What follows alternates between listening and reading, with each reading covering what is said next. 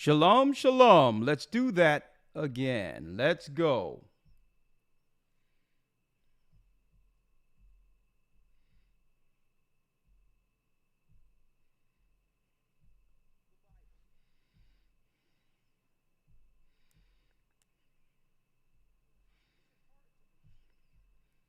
One moment, folks. Hey, how you doing? We're ending Purim. Hold on one moment.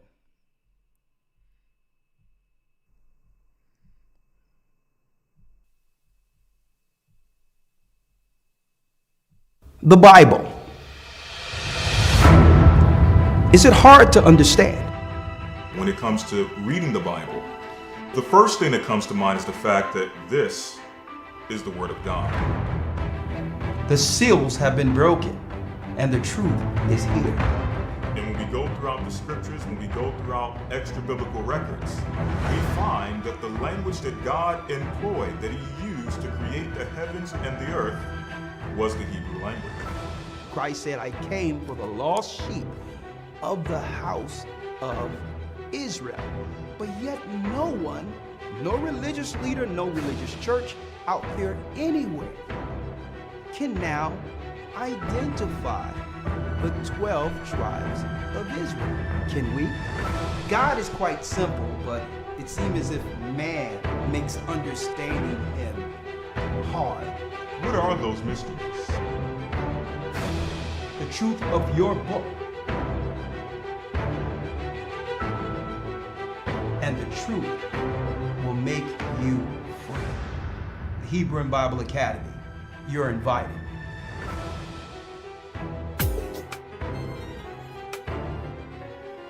That's right, you are invited. Come on in, come on in. The East is where we're from. Shalom, shalom.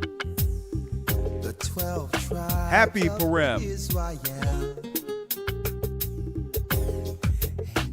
In 721 BC. Come on. the Assyrian king, He took us down, we fell. Come on. with a great escape we went through the Euphrates. The Lord held the water still.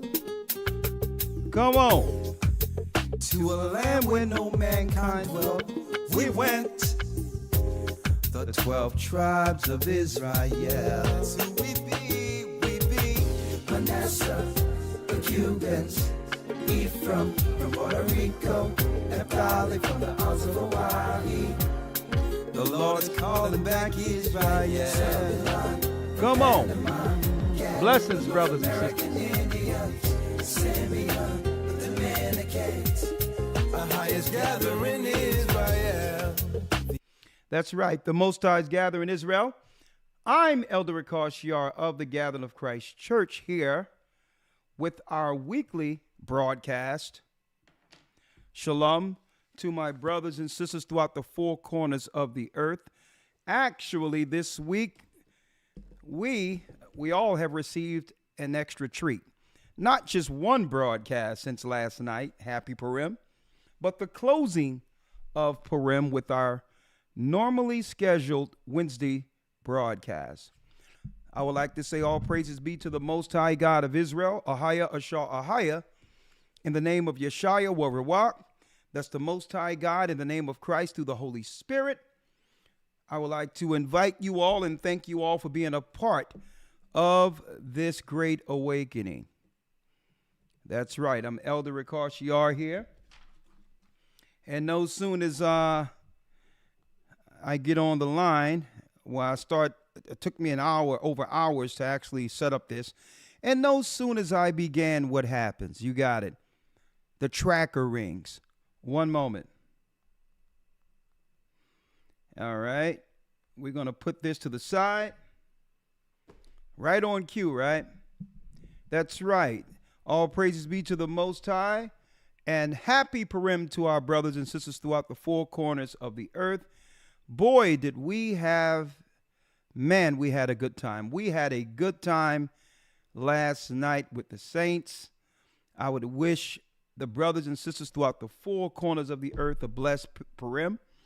those that are in the body and those who are yet to come in, who didn't have the luxury of actually gathering with the location, but don't worry about it.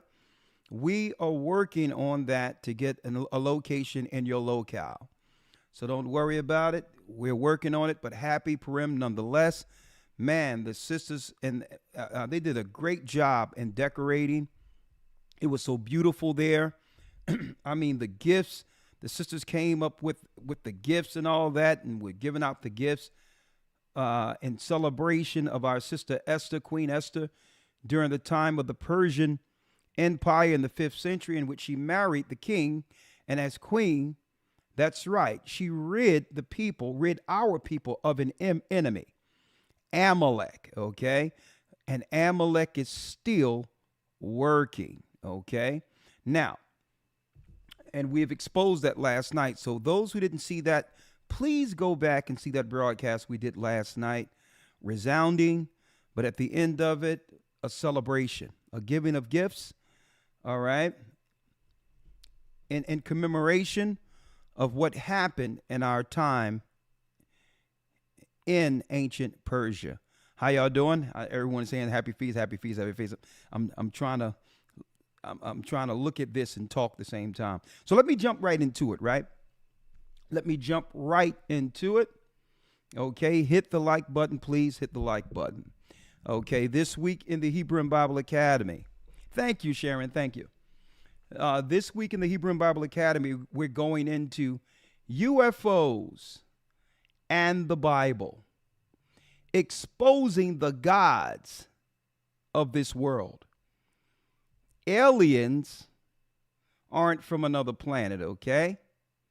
Aliens are the fallen gods who are actually ruling over governments.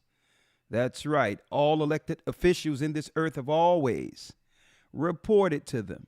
Well, we're going to go into that and more this coming Sunday, exposing the alien conspiracies. What does the Bible say about unidentified flying objects? It was in the Bible the whole time. Elizabeth said, it's such an amazing academy. Thank you, sister. We go through so much effort and work and study to make it, an experience second to none. But without your participation, what could it be? So thank you for that, okay? Now, thinking of that, aliens, folks, there was an invasion, but it was a long time ago. The aliens were here, or the gods were here, before Adam. They were trapped in the firmament when the Most High destroyed the construct they were attempting to build in this same place called the face of the deep. The Most High destroyed it and put a line around it and trapped the gods in the earth. Okay? That's right, folks. Satan and his angels are the so-called aliens, and I'm going to prove it. Okay? And that's where you get your Marvel comics and all these others. Superman, Krypton was destroyed, hurled to earth, and all this other mess they made to sideways worship the gods they serve. The S on the chest wasn't for Superman. The S is the serpent, Satan. Okay? So that and more. I don't want to give too much away, but since we're talking about aliens in space, so that no one out there can think that we are conspiracy theorists, well, if what we're teaching out of the Bible isn't correct, then someone please explain this to me. If what we're saying isn't correct, can someone please explain this? Okay? What is this? While they're distracting the majority of the world today. They put the fair use over here. Do y'all know they have an Israel space agency? Do you know that? Do you know y'all tax money is going right now to an Israel space agency? So why are they attempting to go out in space? And did they need Israel in that locale with the technology of CERN, which is what? CERN came out of the ancient ruins of the Babylonian Tower. Think about that. Think about that. So they needed that particular area where there's a gate, a portal into the sides of the north. I'm going to go into that. So they needed Israel strategically. Don't believe the hype claiming that it's some type of prophetic restoration of Jews and Israel's back into Israel according to the Bible. It has nothing to do with that. That's the cover.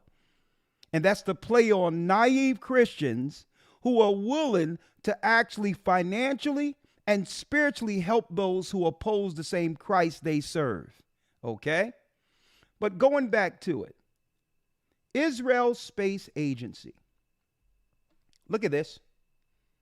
What's this? A space agreement? Space. While people are fighting down here, they talking about getting off of this place because they know what's coming. They know who's coming. Space agreement signed for the first time between Israel and Azerbaijan. The Israel Space Agency. Folks, let me go back. The Israel Space Agency, under the auspices of the Ministry of Innovation, Science and Technology.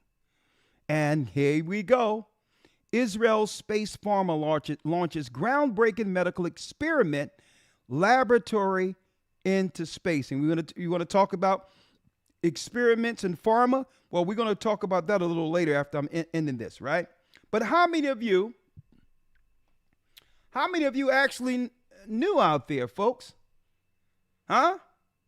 How many out there knew that while they were distracting people on Earth, that Israel actually has a space agency working right now?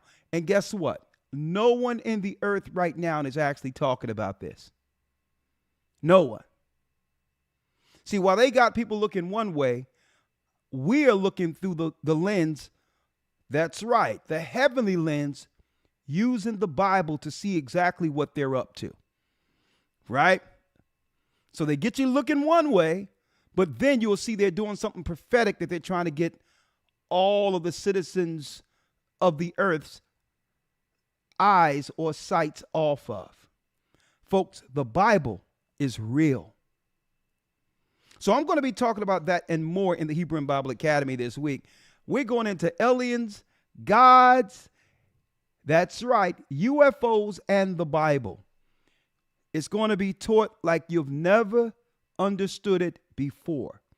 See, the world have to identify it as grays, aliens, and all that, so to not give it a negative connotation. But folks, I'm going to tell you right now, it's straight occultic. It's demonic. It's dark. And this is why they tried to put some lipstick on that pig with the E.T. movie that came out years ago. Was that Steven Spielberg? Think about that.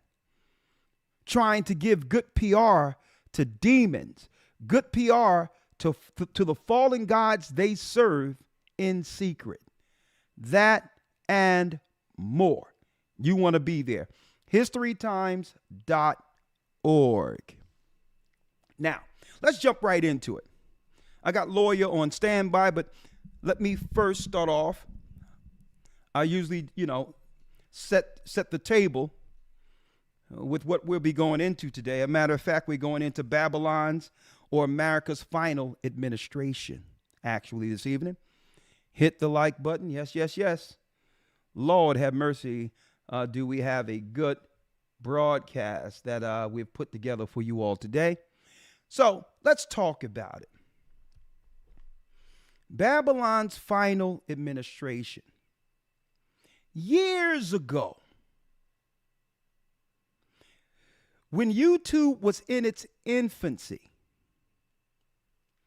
I got on the streets of Philadelphia on the corner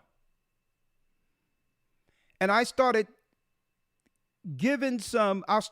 highlighting this so-called black man, or who was running for president, who came out of nowhere by the name of Barack Obama.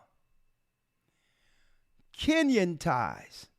When you look at him, he's more so the Hamitic, Cushite, Ethiopian type of look, opposed to what we would call black Americans. But I'm going to tell you, when you're starving for any level of recognition and respect, as a people, you'll take anything. I was on the street saying, well, hold up. We need to look into this guy because the policy that they'll use through him can utterly destroy our people. Now, did I think that he was making the decisions? No. But he would be the perfect conduit. He would be the perfect face to utilize in an effort in destroying our people. Now, I need to look back since then, and I'm going to ask you, what have the world received? What have we received since celebrating the presidency of Barack Obama? We received what? Grown men being able to go into children's bathroom if they identify as a woman. Transgenderism, gay marriage, a serious moral decay in the earth like never before since the fall of Sodom and Gomorrah. The destruction of family, the birth rates came down on our people. The marriage rates came down on our people. Right? Sexual gene therapy for children. Think about that. Right? Story time with transgenders. The exaltation of women in our community over the men. What have we received since then? Folks, I told everyone when it first happened, and guess what? Every time we would get to 2,000 subscribers, they would delete the channel.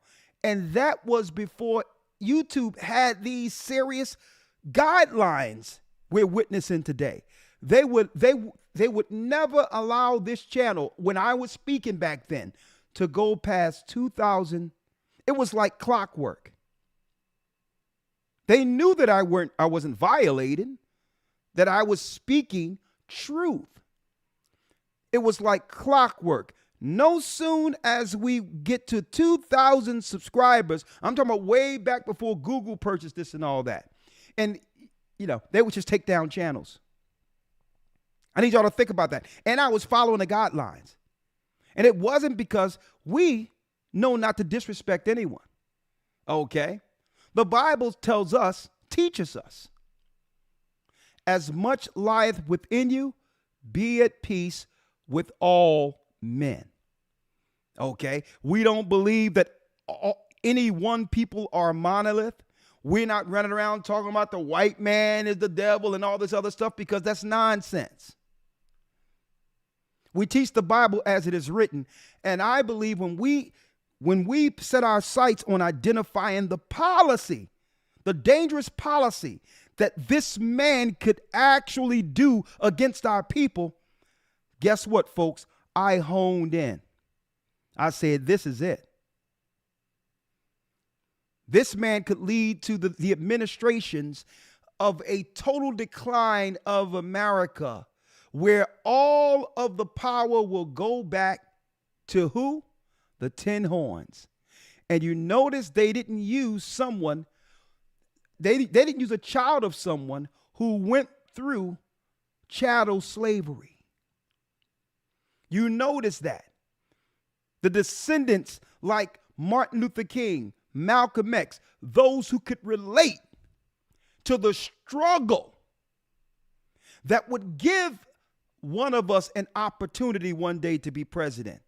If they were going to choose a leader for us, and that's right, they chose him, it wasn't going to be one of us. Hit that like button. I don't know if y'all remember that. And there was all these CIA ties when it comes to allegedly in connection to his mother and all these things. And his birth was shrouded in what? In straight mystery. Father from Kenya, unheard of. You don't know where he is, right? Came out of Hawaii. People were questioning birth certificates and all that allegedly. But he was good enough for us. And I remember, brothers and sisters, like it was yesterday. I remember reading this scripture. Elder Lawyer, are you with me? Yes, sir. Shalom. Shalom, Elder Lawyer. How you doing? I'm well, sir. How about yourself? I went back down on memory lane a little bit, right? Right. I went back. I don't know if you remember some of those teachings back then. Oh, yes. Oh, yes. Right? Barry Yes, Soetoro, right? And a lot of people didn't even know that even back then there was another name for him, his real name. That, well, I don't know whether or not it's real name because I don't know how they create these personalities, right? Barack Hussein Obama. Now, check out the Jedi mind trick there to have our people celebrate someone with the name Hussein, who years before that was deemed enemy of America under the Bush administration. Right? But Elder Lawyer, I remember reading this like it was yesterday. Right? And I'm going to go to the book of Daniel for the brothers and sisters real quick and highlight this. Right? Now, there's many antichrists. So, like the Christian church, you're not supposed to be looking for one antichrist. You're supposed to be looking for the one Satan, the antichrist, would use to bring forth his policy. To bring forth his policy. And that's where the Christians are going off. They're still waiting for one guy to pop up when the one they would use to push his policy, they voted for. And Elder Lawyer, back then, I must have struck a chord because just teaching the truth as it is written, politically, YouTube and others had a problem with what I was bringing forth, saying this guy isn't what they are presenting. And we are at the what? We have suffered to this degree to understand what their plan was the whole time, knowing that after the Bushes and all these others, our people we were no longer spiritually invested in the electoral process. We were done. But if we're done, which is the what? 80 to 90% voting block that keeps these sycophants in power, then the Democrat Party would have been done. So they had to what? Throw in what? Someone who we thought was our people. Right? Because we were fed up. And if we're not in the process, the whole thing collapsed. Right? So I remember reading this, Elder Lawyer. I have a lot to go through, so we're going to jump right in. Elder Lawyer, I remember reading this like it was yesterday, right? right on the corners of 9th, near 8th and 9th and Market Streets, right? Check this out, right? Elder Lawyer, I need you to go to, real quick, hold on, let me grab it here. Pull you in here. One moment. And first and foremost, I would like to say shalom and happy end of Purim to you, Elder Lawyer. Bless you.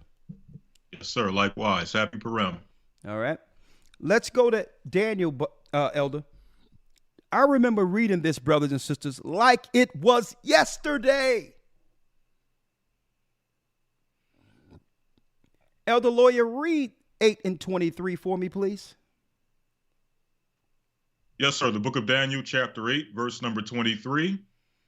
And in the latter time of their kingdom, when the transgressors are come to the full, a king of fierce countenance and understanding dark sentences shall stand up. It says, and in the latter time of their kingdom, at the end of America's kingdom, when the transgressors are come to the full. Look at all the transgression that came through his policy, folks. Transgenderism, right? All of this stuff. You name it. Gene therapy and all that for children. Right? Mental health thing went through the roof after this guy. Because what it says, a king of fierce countenance and understanding dark sentences, which means he would be of the occult. He would be a man who was raised from a child to bring forth Satan's political agendas on the earth. See, people waiting for one antichrist, folks. You got to look at prophecy. Read. 24. And his power shall be mighty, but not by his own power. But not by his own power. Satan's power. And he would use the energy that comes predominantly from God's people to catapult him into what? International acclaim before the world. He needed our spirit, the people who believed in God, Christ, the Bible, to spiritually drive him as a figure before the earth. And think about this, brothers and sisters. That's why he came out running through a black nationalist church first. He made us believe that he was for our God, our Christ. And there's Kenyan ties, allegedly CIA ties on his mother's side. He was raised under what? There's some connection allegedly with Marxist ideology. He was raised to do exactly what he did. Read. And his power shall be mighty, but not by his own power. Satan's. And he shall destroy wonderfully. And check out this, how the Bible eloquently put this. How do you destroy wonderfully? That means this guy, this spirit would destroy with perfection and be loved the whole time while destroying the same people who cared for him, the same people who idolized him. Read. And shall destroy the mighty, it says here, and he shall destroy wonderfully, and shall prosper and practice, and shall destroy the mighty and holy people. And he shall destroy the mighty and holy people. So in the end days, there would come someone up who, guess what, folks? The policy would be targeted against the bloodline children of Israel in the very end. His legislation and policy and those behind him would be seeking to use this man to destroy us, the lost tribes of Israel. And I remember saying this on the street when YouTube was at its infancy. Our people were totally enamored, as if they were under a spell. And I'm talking about preachers across religious lines. And I was looking at this. I said, you know what? These preachers are duped. They act like this guy is the second coming of Christ.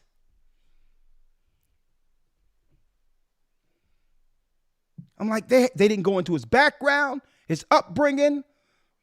They didn't go into, how he came on the scene. They didn't go into his attachments internationally to a man in Kenya, Hawaii, and all these others, these clandestine organization connections. Guess what? Him being black was good enough. Read 25. 25. And through his policy. Hold up, Elder Lawyer. Stop right there. Don't tell me politics doesn't matter. Because he would draft policy contrary to the word of God.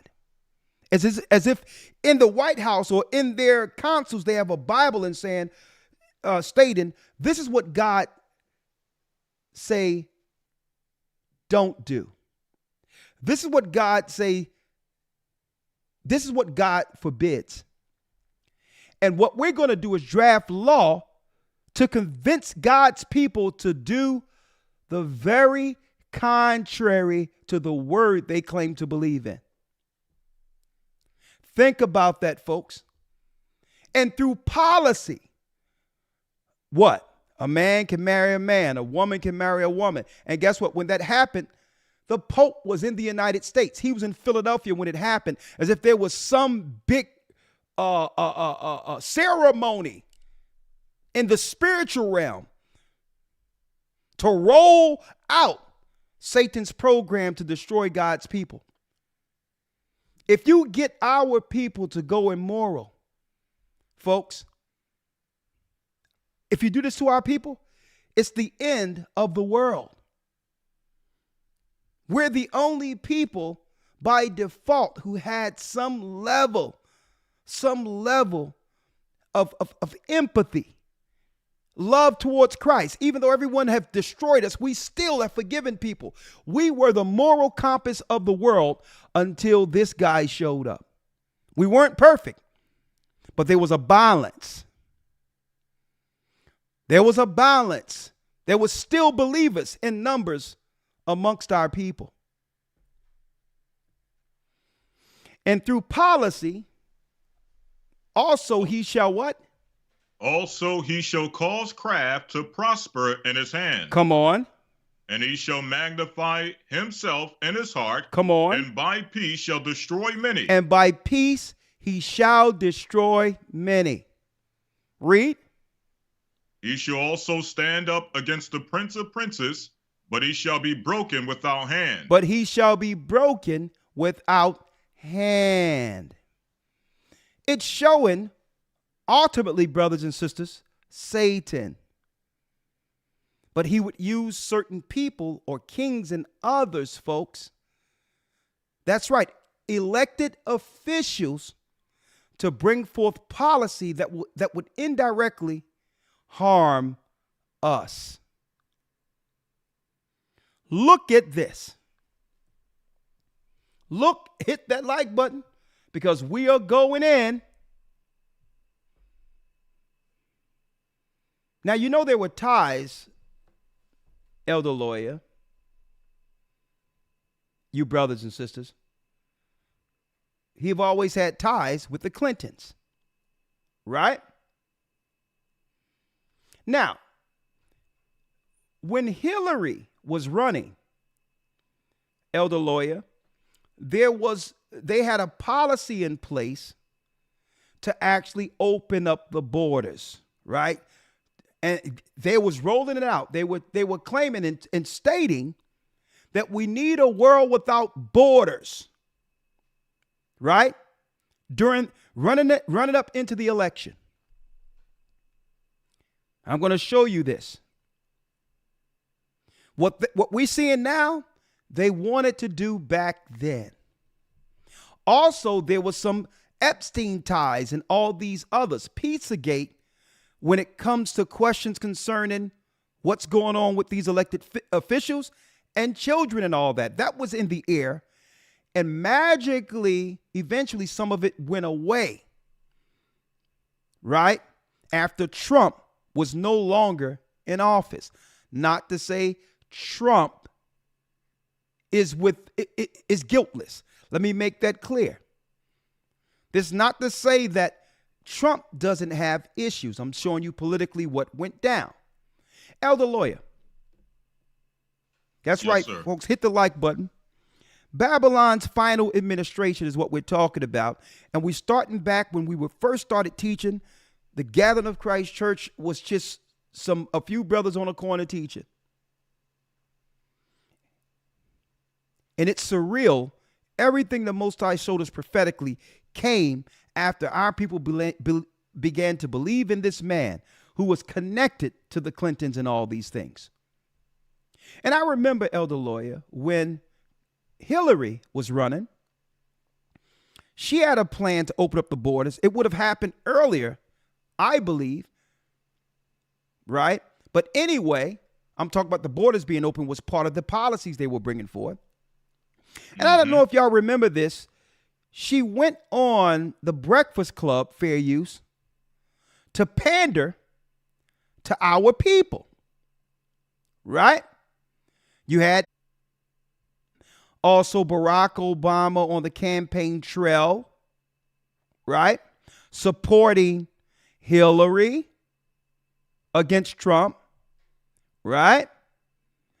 And she was trailing to some degree, or there was some issues because she thought after the connection with Obama that she would be way ahead of Trump in the polls. But I think at that time, our people started to figure out we were duped, right? That Barack was a figurehead utilized to indirectly destroy us and to demoralize our community, right? So it isn't that we were going to vote for Trump, but we definitely wasn't going to vote for anyone tied to him. At that time, our people were waking up. Sometimes we fall asleep, and then they find a way to stimulate us to go out and support them, right? As if they bank on knowing when they can stimulate us and when what? And when we fall asleep, they use what? They use race baiting or some type of event to get us back, what? To get us back into the electoral process. And remember, Elder Lawyer, we were talking about reparations and things back then. I mean, a lot of our people were at least bringing it up. And this is what Hillary thought that she could, this is what she thought would convince our people to come out and vote. She went to the Breakfast Club. And check out this disrespect. Fair Use. No more questions? They said no, she has to go. What's something that you always carry with you? Hot sauce. Really? Yeah. Really? Are you getting information? What is it? What is it? Elder Lawyer, what is it you always carry with you? Angela Yee asked Hillary Clinton. No more questions? They said no, she has to go. What's something that you always carry with you? Hot sauce. Really? Yeah. Really? Are you getting information right now? Hot sauce. Hot sauce in my bag, swag? Hot sauce. Really? Yes. Now listen, I yes. just want you to know, people are going to see this and say, okay, she's pandering to black people again. Okay. Is it working?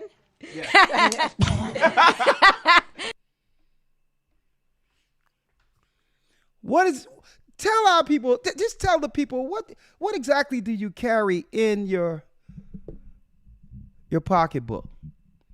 Elder Lawyer, she knew this would work. And you know that this conversation happens amongst her PR people to state the things that would charge and stimulate our people into endearing ourselves towards a political figure.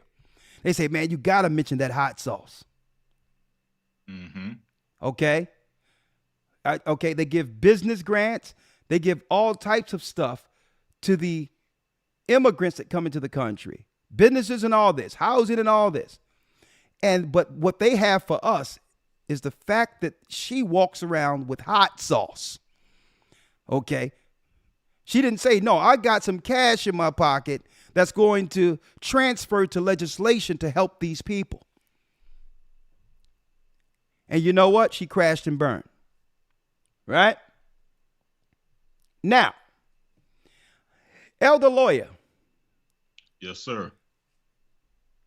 Donald Trump wins. Check it out. Not to say we're for him. He has his own faults. But that was, during his 4 years, was the most profitable time for our people when it comes to business, upward mobility, as well as scaling financially, getting close to, not too far from, closing the gap between us and other people. Right? When you look at the statistics, we were doing better as a people under that administration than at any time in the history of America. And I'm talking about in mass, in number. What now? A little before the campaign began, that would lead to George Floyd, Biden, and all these things. Guess who pops up again? 7 years ago, Barack Obama. He moves back into Washington, D.C. while Trump was still president. And people were asking, what is he there for? Right? What were they cooking up? Right? To make sure that his policies that were destroying our people continues. Could it be, allegedly, possibly, that they were working to have someone in place who they knew had serious senility issues, cognitive issues, so that they can operate in the background to finish what they tried to do through Hillary? Just putting it out there. Look at this. Fair use. Fair use. This is only for educational purposes only. Okay? Fair use. He's about to go from commander-in-chief to couch commander. 7 years ago. What am I going to do in D.C. for 2 years? This self-satirical video portrays Barack Obama searching for a new occupation. He tries different roles and hopes to at least get a driver's license. Obama has already chosen the house where his family will live after leaving the White House. After stepping down, he will move to a large mansion in a wealthy Washington neighborhood called Kalorama. The mansion has an estimated value of around $6 million. Obama will not buy it, but rent it instead, paying around $22,000 per month. Obama said he is staying in Washington so that his youngest daughter, Sasha, can remain in the school she has been attending. The Kalorama district is considered to be extremely prestigious and secure. The reason is simple. The area has the highest concentration of embassies and residences of ambassadors and other officials in Washington. Local residents are used to the constant presence of police and Secret Service officers. Neighborhood historian Stephen Hansen says with the arrival of the Obama family, this area will become even more secure. I think the neighbors might actually appreciate President Obama moving to the neighborhood. One of the stories right now is that through traffic to the street will be closed off and only available traffic access to residents. And security will be heightened, so they will not have to worry about. So you get the gist of that, Elder Lawyer. So in a nutshell, he already had a plan to stay in Washington, D.C. Right?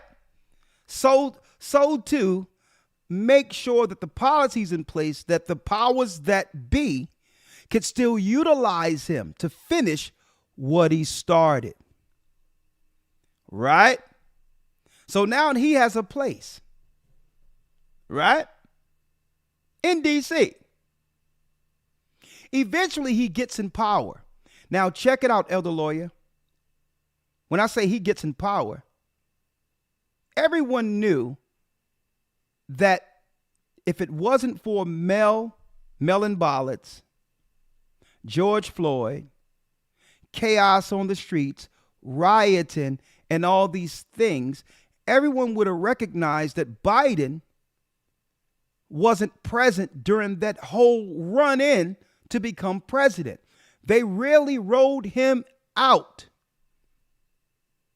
on the campaign trail, seeking to do what?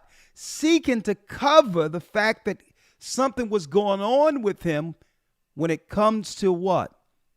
Some type of cognitive decline. So, but with all the smoke screens and all these others, people started just saying, this is how they voted for Biden. They voted for Biden with, I'm not voting for Biden. We're voting against Trump. See, let me tell you, the Obamas, the Clintons, all of them were all in the think tank of this saying, well, okay, we don't have to have a candidate. Only thing we need to do is convince these people that Trump is the bad guy. And by default, we have someone in place with clear cognitive issues that we can now operate and spin through the media to bring forth policy as that's right, as Biden as the front man, with Biden as the front man, which is pull him in and out, but still the policies that I started, see, will continue. Right? So, Elder Lawyer, this is how you know it's from the same script, right? Here it is. We're here again during an electoral cycle where our people are fed up again because we were lied to. They did nothing for us, right? Now, we're right on schedule, Elder Lawyer. 1 second. We're right on schedule for them to start rolling out the usual suspects, right? The Van Joneses, the Killer Mikes, T.I., Charlemagne, etc., etc. We right on cue. Right. And this is why when the thing happened with the Grammys and they had Killer Mike going out in handcuffs, I'm like, here we go. Right. Here we go. This is how they spring their what? You got it. Their usual suspects back on the scene. As if he's against the administration. Right? So now it's this criminal justice thing. Look how they have cuffs on our people. All performative. Theater. A week before that, at the Grammys, right? Before the Grammys, it's the Biden administration said they want to speak to what? They wanted to speak to the entertainment leaders of the black community. And then after that, Killer Mike comes out with handcuffs. What performances are they going into to trigger us into policy that would destroy ourselves, that would destroy our people? Think about this. If they really wanted our people to be engaged, and I don't care about what they're saying, I'm here to actually sound the trumpet prophetically with what's going on, because all in all, the Most High wants us to take our spirit out of an empire electoral system that have destroyed us. But if we were engaged, the only thing they would have to say is, we're going to give the brothers and sisters who built this country through chattel slavery, whether you call it foundational black Americans, whether you call it, the free men who have ties to the slave ships who were born here, a reparation package that exceeds everything they've ever given to Israel, everything they've ever given to the Ukraine.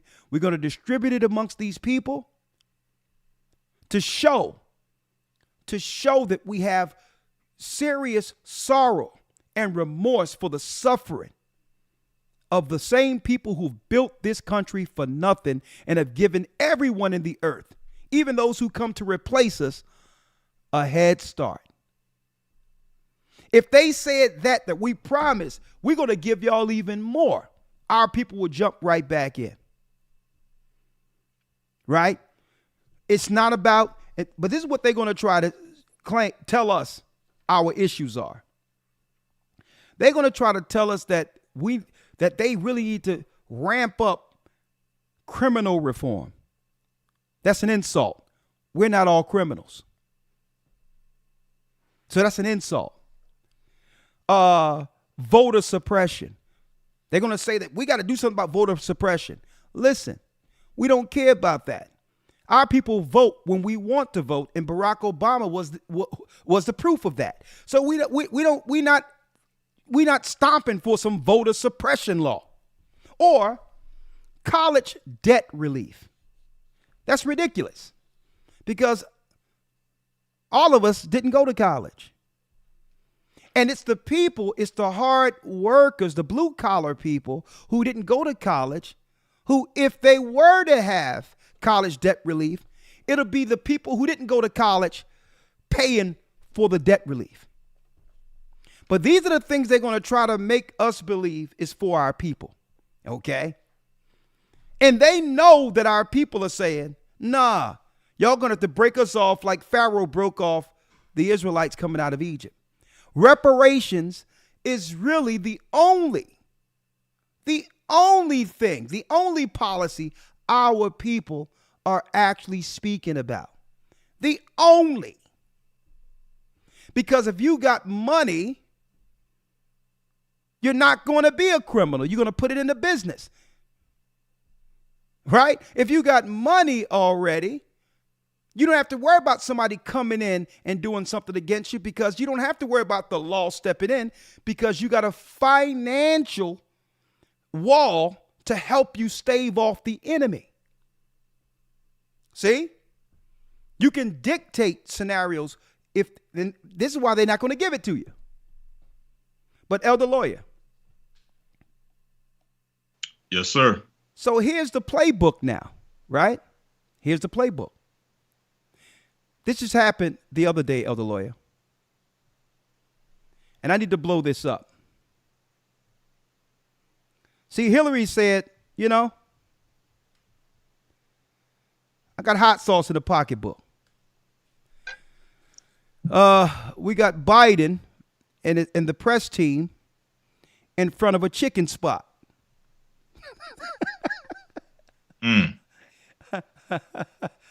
In front of a chicken spot. I think this is in Louisiana or in the South. They got him walking into a black chicken spot, Elder Lawyer. You can't make this up. Check it out.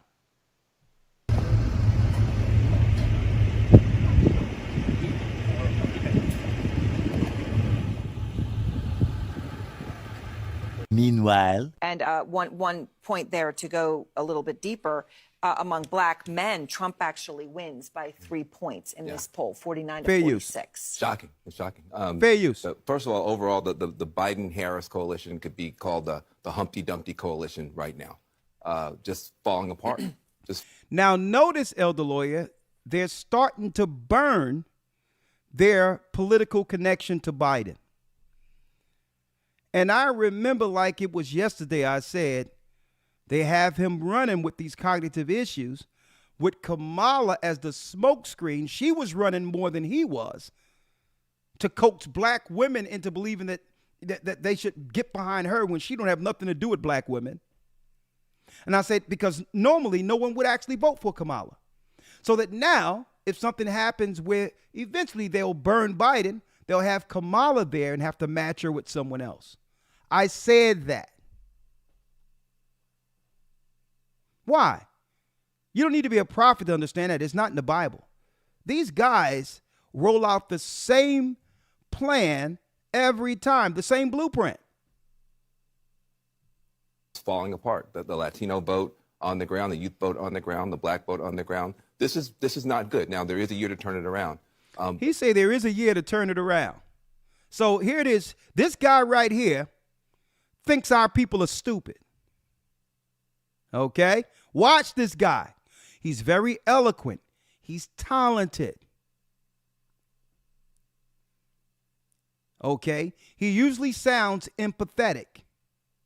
He's dangerous. This guy is. The black male, that's a stunner. Black women have been in the lead, but black men haven't been that far behind. So how do you think we feel if they're stating on CNN black women have been in the lead? What other demographic of people have their woman in the lead and are brazen enough to brag about that on what? On mainstream media. How did that happen? I think you've got a constituency that is losing hope and looking for change. Now, he's going to say, he know we're looking for change, right?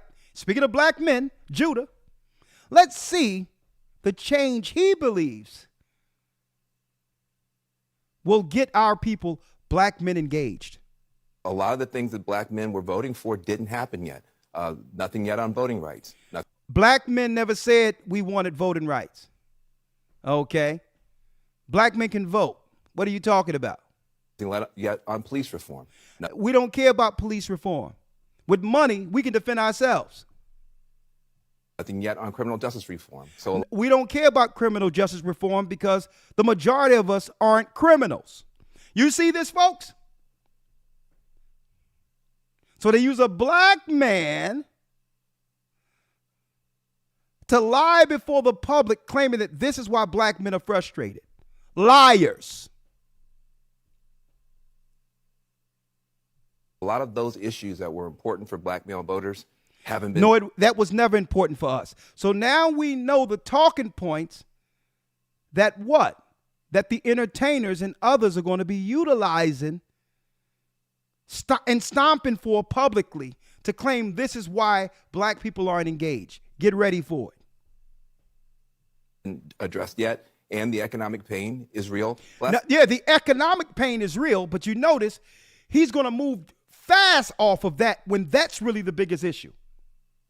Listen, look how fast he moved off of the financial piece. So a lot of those issues that were important for black male voters haven't been addressed yet, and the economic pain is real. Last thing I'll say is the economic pain was the only thing he needed to talk about. Reparations. See? A lot of black male voters are non-college working folks, and some of exactly the stuff that is non-college working, that's working for white working class guys, can also work for black working class guys.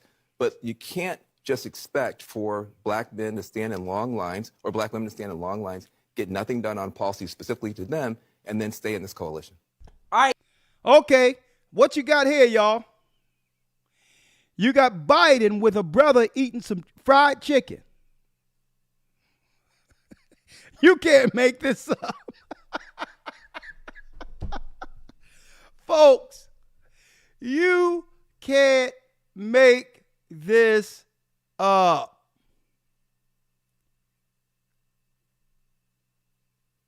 Now, I have a question I'm going to ask you all in a moment, right? I got a question I'm going to ask you all in a moment. But before we go there,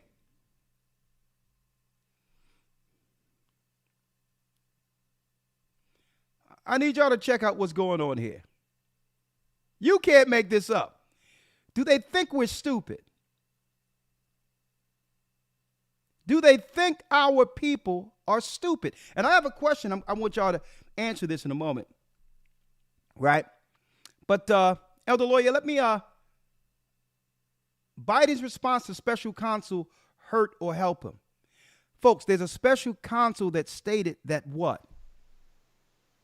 They found some top secret, what you would call government information that wasn't supposed to be taken out of the White House, right? classified information was found in Biden's home. Now, this is what they were coming after Trump about, right? A special counsel with a doctor determined that he's an old man in cognitive decline. And this is why no charges were levied against Biden, because they said that his mental capacity wasn't there. Therefore, they can't say for sure he knew what he was doing with these classified documents in his home. Well, if you're stating that, are you stating that he isn't mentally sound enough to run the country? Think about that. And now, if these classified details, international details, were found in his home, and then we heard about years ago Obama's moving in to D.C., I mean, if you were to thread the needle, some would assume that other people were actually running things with him bringing stuff to his home outside of the view of the White House. Right? Just put it out there. Fair use. To have dug him a bigger hole, and the White House counsel was sent out the next day trying to clean it all up. What does it say about the president's ability to hold on to his incumbency? Joining me now, somebody with pretty unique insights on all of this, former senior advisor to President Obama, David Axelrod, who, of course, is a CNN senior political commentator. David, great to see you. The special counsel comments, they would not have landed with... So CNN and all the international news is already burning Biden as a possible candidate, intimating that it would be best for the party if he stepped down. I'm going to show you where we're going at, folks. Let me put this at 351. I wonder, elder lawyer, what, better yet, who is the solution? Right. Right? Because they already began to burn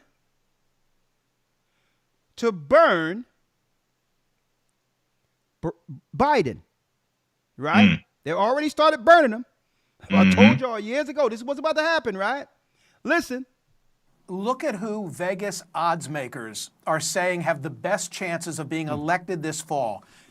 Vegas odds makers saying these are the candidates who have the greatest chance of being elected this fall. Donald Trump. Trump is a 5-6 shot. It's better than even. Biden 15-8, a little better than 2-1. Next is who?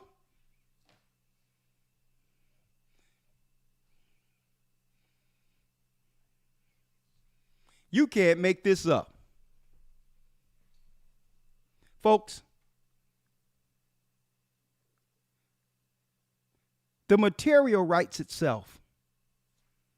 Now, just imagine, elder lawyer, if he drops out, he bow out for, for the party, Biden, for reasons of retiring with his family, leaving Kamala, and to either move her out of the way altogether or have her on the ticket as a vice president to Michelle Obama, leaving Barack Obama in power. Look at this. I told y'all. They're already putting the spin out there. They seeding people with it. Huh? Did not tell you. See? Did not tell you. Elder lawyer, what better way to get our sisters energized? Right? Through symbolism. Right. And I believe that's the most threatening thing for our people, is that we have within our people those who will deal with things from an emotional standpoint. Symbolism is good enough. Even though they're stomping our people in the ground, our sisters are coming up missing under these policies. And on top of that, folks, sisters are being put out of their houses.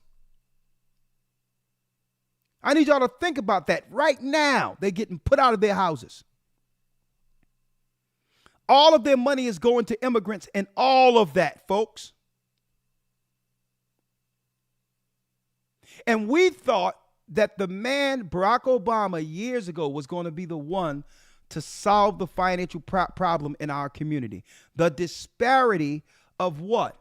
There's a gap because the whole world got a head start, especially after our people served 200-300 years without being paid nothing. We thought Barack Obama and Michelle would understand that and got a big fat donut. A matter of fact, we got exactly what Daniel said we would get, an attack against the holy people. Huh? So I have a question, Elder Lawyer. I need you to get the scriptures, and then we're going to open this up for the people because I have to hear from them now. I must hear from them now, right? Elder Lawyer, let's get Isaiah 30, please. And how long? Yes, sir. Let's get Isaiah first. Hold on.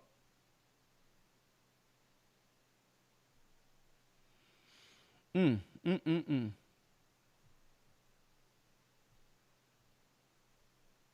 have a question I'm going to pose.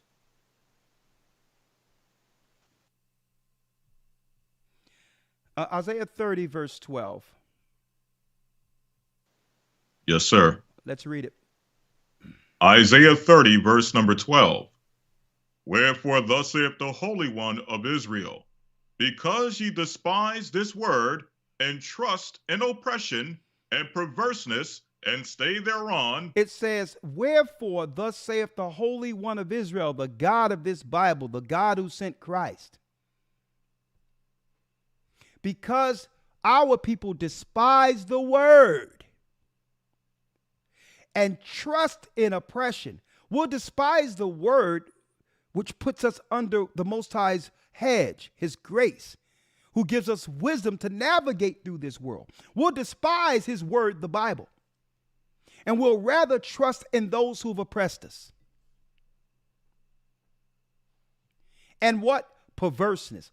Why do you think, folks, during the voting process of the last, not the voting process, during the vaccination rollout, that they had Saucy Santana and Trina singing, what was it? It said, no voting. No what? Yeah, I think that's just about as much as we can say. They can fill in the rest. Yeah, but it was straight perversion. What is it in us that they thought that would actually entice us to actually go out to get the medication? No voting. No, I can't even. This is a family show. And what is it in us that they thought that they can get us out by the guy vax that thing up? Right? It's because we trust in oppression, and they can actually lead us through carnal lust, through sex. They know this. So since we trust in oppression, our oppressors, and stay thereon. And stay thereon, read. Therefore this iniquity shall be to you as a breach ready to fall, swelling out in a high wall, whose breaking cometh suddenly at an instant. Whose breaking cometh suddenly at an instant. Since we won't change, since we continually trusting in the same satanic cabal who have destroyed us, the Most High said, you know what? The breaking will come instantly. You rather trust those who are destroying you instead of leaning on the God who made us. So I have a question, Elder Lawyer. And a matter of fact, let the Most High ask the question first. Let's get the scripture you have, Elder Lawyer. Yes, sir. The book of Proverbs 1:22. Okay, let me grab that also so they can see that. Hold on. Proverbs, chapter and verse? 1:22. Proverbs 1, verse 22. Read it. How long, ye simple ones, will ye love simplicity? Read it again. How long will ye simple ones love simplicity? How long will our people love to be simple? We're the only people on earth who use the power of voting, okay, through emotion, for emotional gratification, or for some level of symbolism. Everyone else in the world use voting to financially aggrandize their group, to financially help themselves. We're the only people on earth who vote with emotions when we're triggered. So if I'm the other nations, I'll just make sure I get amongst you, since you are the greatest voting bloc amongst the Democrats, and I'll trigger you against someone else so that I can use your power to enrich my people. That's why you have your black and brown coalition, the Kamalas, who's really her mother and all that, East Indian. So only thing I have to do is trigger you with racial politics and say that this guy is racist and that guy is racist, only to trigger you. Oh, yeah, somebody got shot. We need to do something about the police, to get you triggered to use the power of your vote to financially aggrandize my people. I just got to trigger you. We're the only people who vote through emotions. And that's why the Bible says, how long will you simple ones love simplicity? How long will we stay simple? Read. And the scorners delight in their scorning, and fools hate knowledge. And fools hate knowledge. Who would actually do something?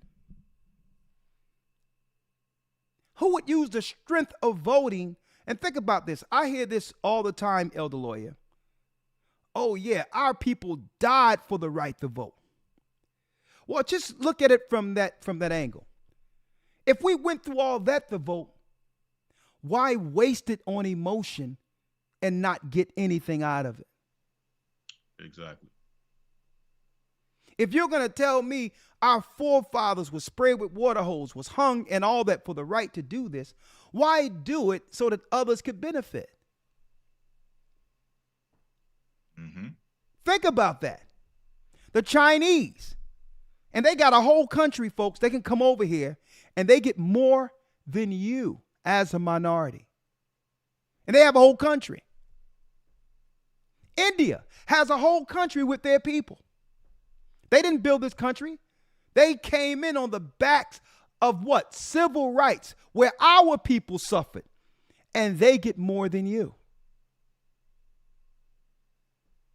Barack Obama, he was able to leapfrog the people who was born here to become the face to represent blackness in America, when his people was from Kenya somewhere, as we think. He was raised by other people. He wasn't raised by black people with Marxist, allegedly, ideology.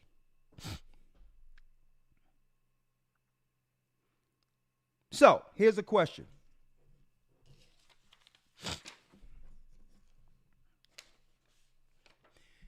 What have we learned? Since the time we began to teach, going all around this world, baptizing, setting up churches on the corner with no idea of what the Most High would do through this word. But I remember resoundingly a teaching, Daniel's the 8th chapter, saying the policy of this right here will start with this man, Barack Obama, that destroys the holy people. I remember that teaching like it was yesterday. Since then, what have we learned? What have we learned in the last few years? If anything, is the question. See, I'm going to keep it simple. So to provoke thought, conversation. Because the enemy will continue to do the same thing over and over again as long as it works. So the change must happen in us. When Van Jones was talking about change, people shouldn't be waiting for a change. We're supposed to be the change. Right. Something has to change. We have to change. So here's the question. Oh yeah, we have a powerful broadcast off the back of Purim tonight. Let's talk about it. What have we learned in the last few years, if anything? Do you have anything, Elder Lawyer, to say before I open up the calls? No, sir. So I'm going to ask that question, and I'll put it out there. And happy Purim to our brothers and sisters throughout the four corners of the earth. Like I said, I'm not at all, folks, trying to hear anything these so-called politicians have to say anymore. They've been using our people, abusing our people, and our people just let them.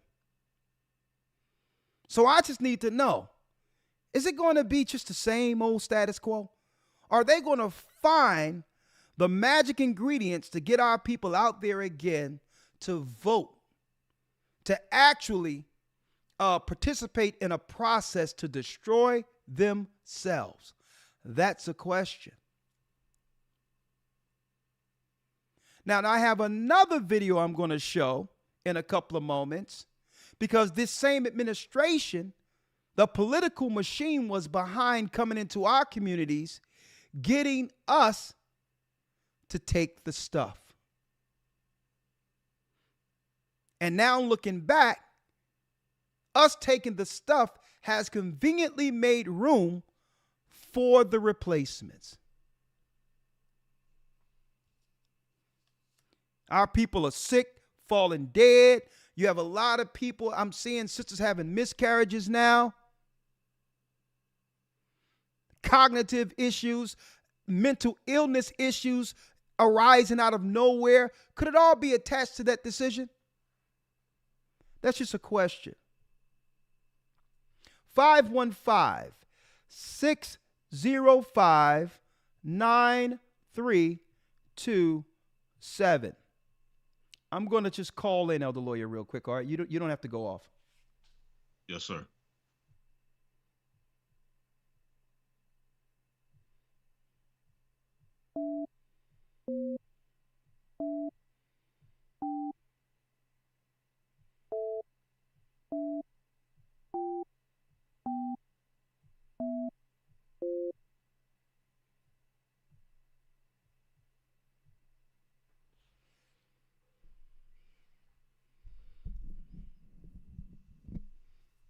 Blog Talk Radio.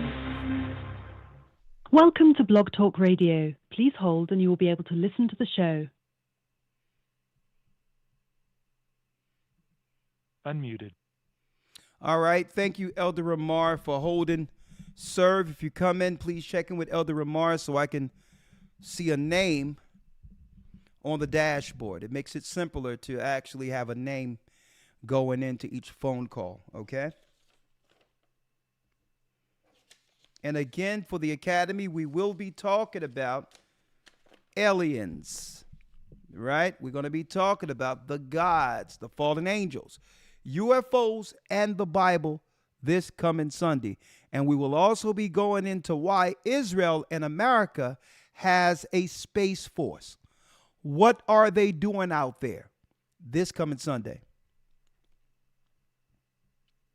All right.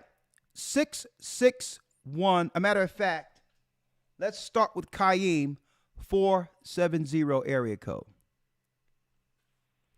Shalom, Kaim. Shalom, Elder. Shalom. Yes, how are you sir. doing? How are you? I'm blessed by the best. Pretty How are good, you, sir? Yes, sir. Hey, Elder, you said this 9-10 years ago. You said the people is not going to get it until they take everything away, and then the chosen are going to have to seek the Most High higher. So I was watching the video, Elder, and you was hitting every point. So what I've learned, based on your question, what I've learned, Elder, is to put my faith in the Most High by way of Yeshua and our Heavenly Mother, the Holy Spirit. And Elder, it's like people are just getting more and more angry, and you see just people that's supposed to look normal are just stealing and doing harsh things. And our people are just the hearts of our people are wax cold. But if they open their ears and free themselves from Satan's system, they will be able to hear Yeshua and know the whole matter. Well, let me ask you the question though. Let's start off by answering the question. I'd rather you come in and answer the question, and then roll off your thoughts. Even though your thoughts are poignant, I appreciate it, my brother. Let me ask you the question: what have we learned in the last few years, if anything? What do you think with that? Have our people learned anything yet? Yes, sir. I think our people haven't learned yet because we keep falling for what they say, the banana in the tailpipe. It's like the same routine. They use certain things to trigger our emotions, like you said. Our emotions are our worst enemies because the thing is we have emotions for others, but we don't have emotions for our own. And we're willing to fight and ask about others instead of realizing that we have our own, and we have things set up to make us better within ourselves. Like Deuteronomy 28:1 said, that we must hearken. And if we don't, Deuteronomy 28:15. So, Elder, that's what it is that, we haven't learned nothing. But it's like you said, it's a short remnant that are hearing the call. And it's prophesied. So, and hopefully this, I know, Elder, what the church is doing is going to resonate and wake up more and more people. Okay.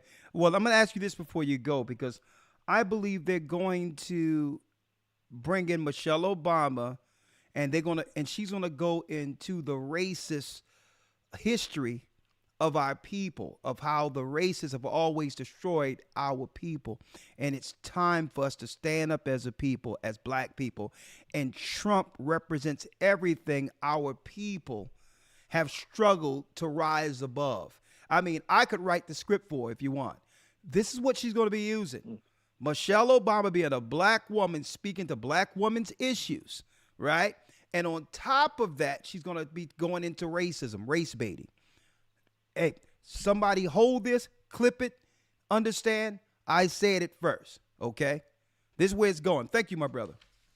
So, yes, sir, Duarte. All right, my brother. All right, let me place you on hold. Great call. Great call. We have 347 area code. That would be, who, Stephen? Shalom. All right. Yes, Stephen? Hello? And you know what? What's funny is you're going to continually hear them talk around reparations, right? Reparations. Oh, bro, hold up. I got to put you on hold. Okay, Stephen, when I bring you in, there cannot be anything playing in the back.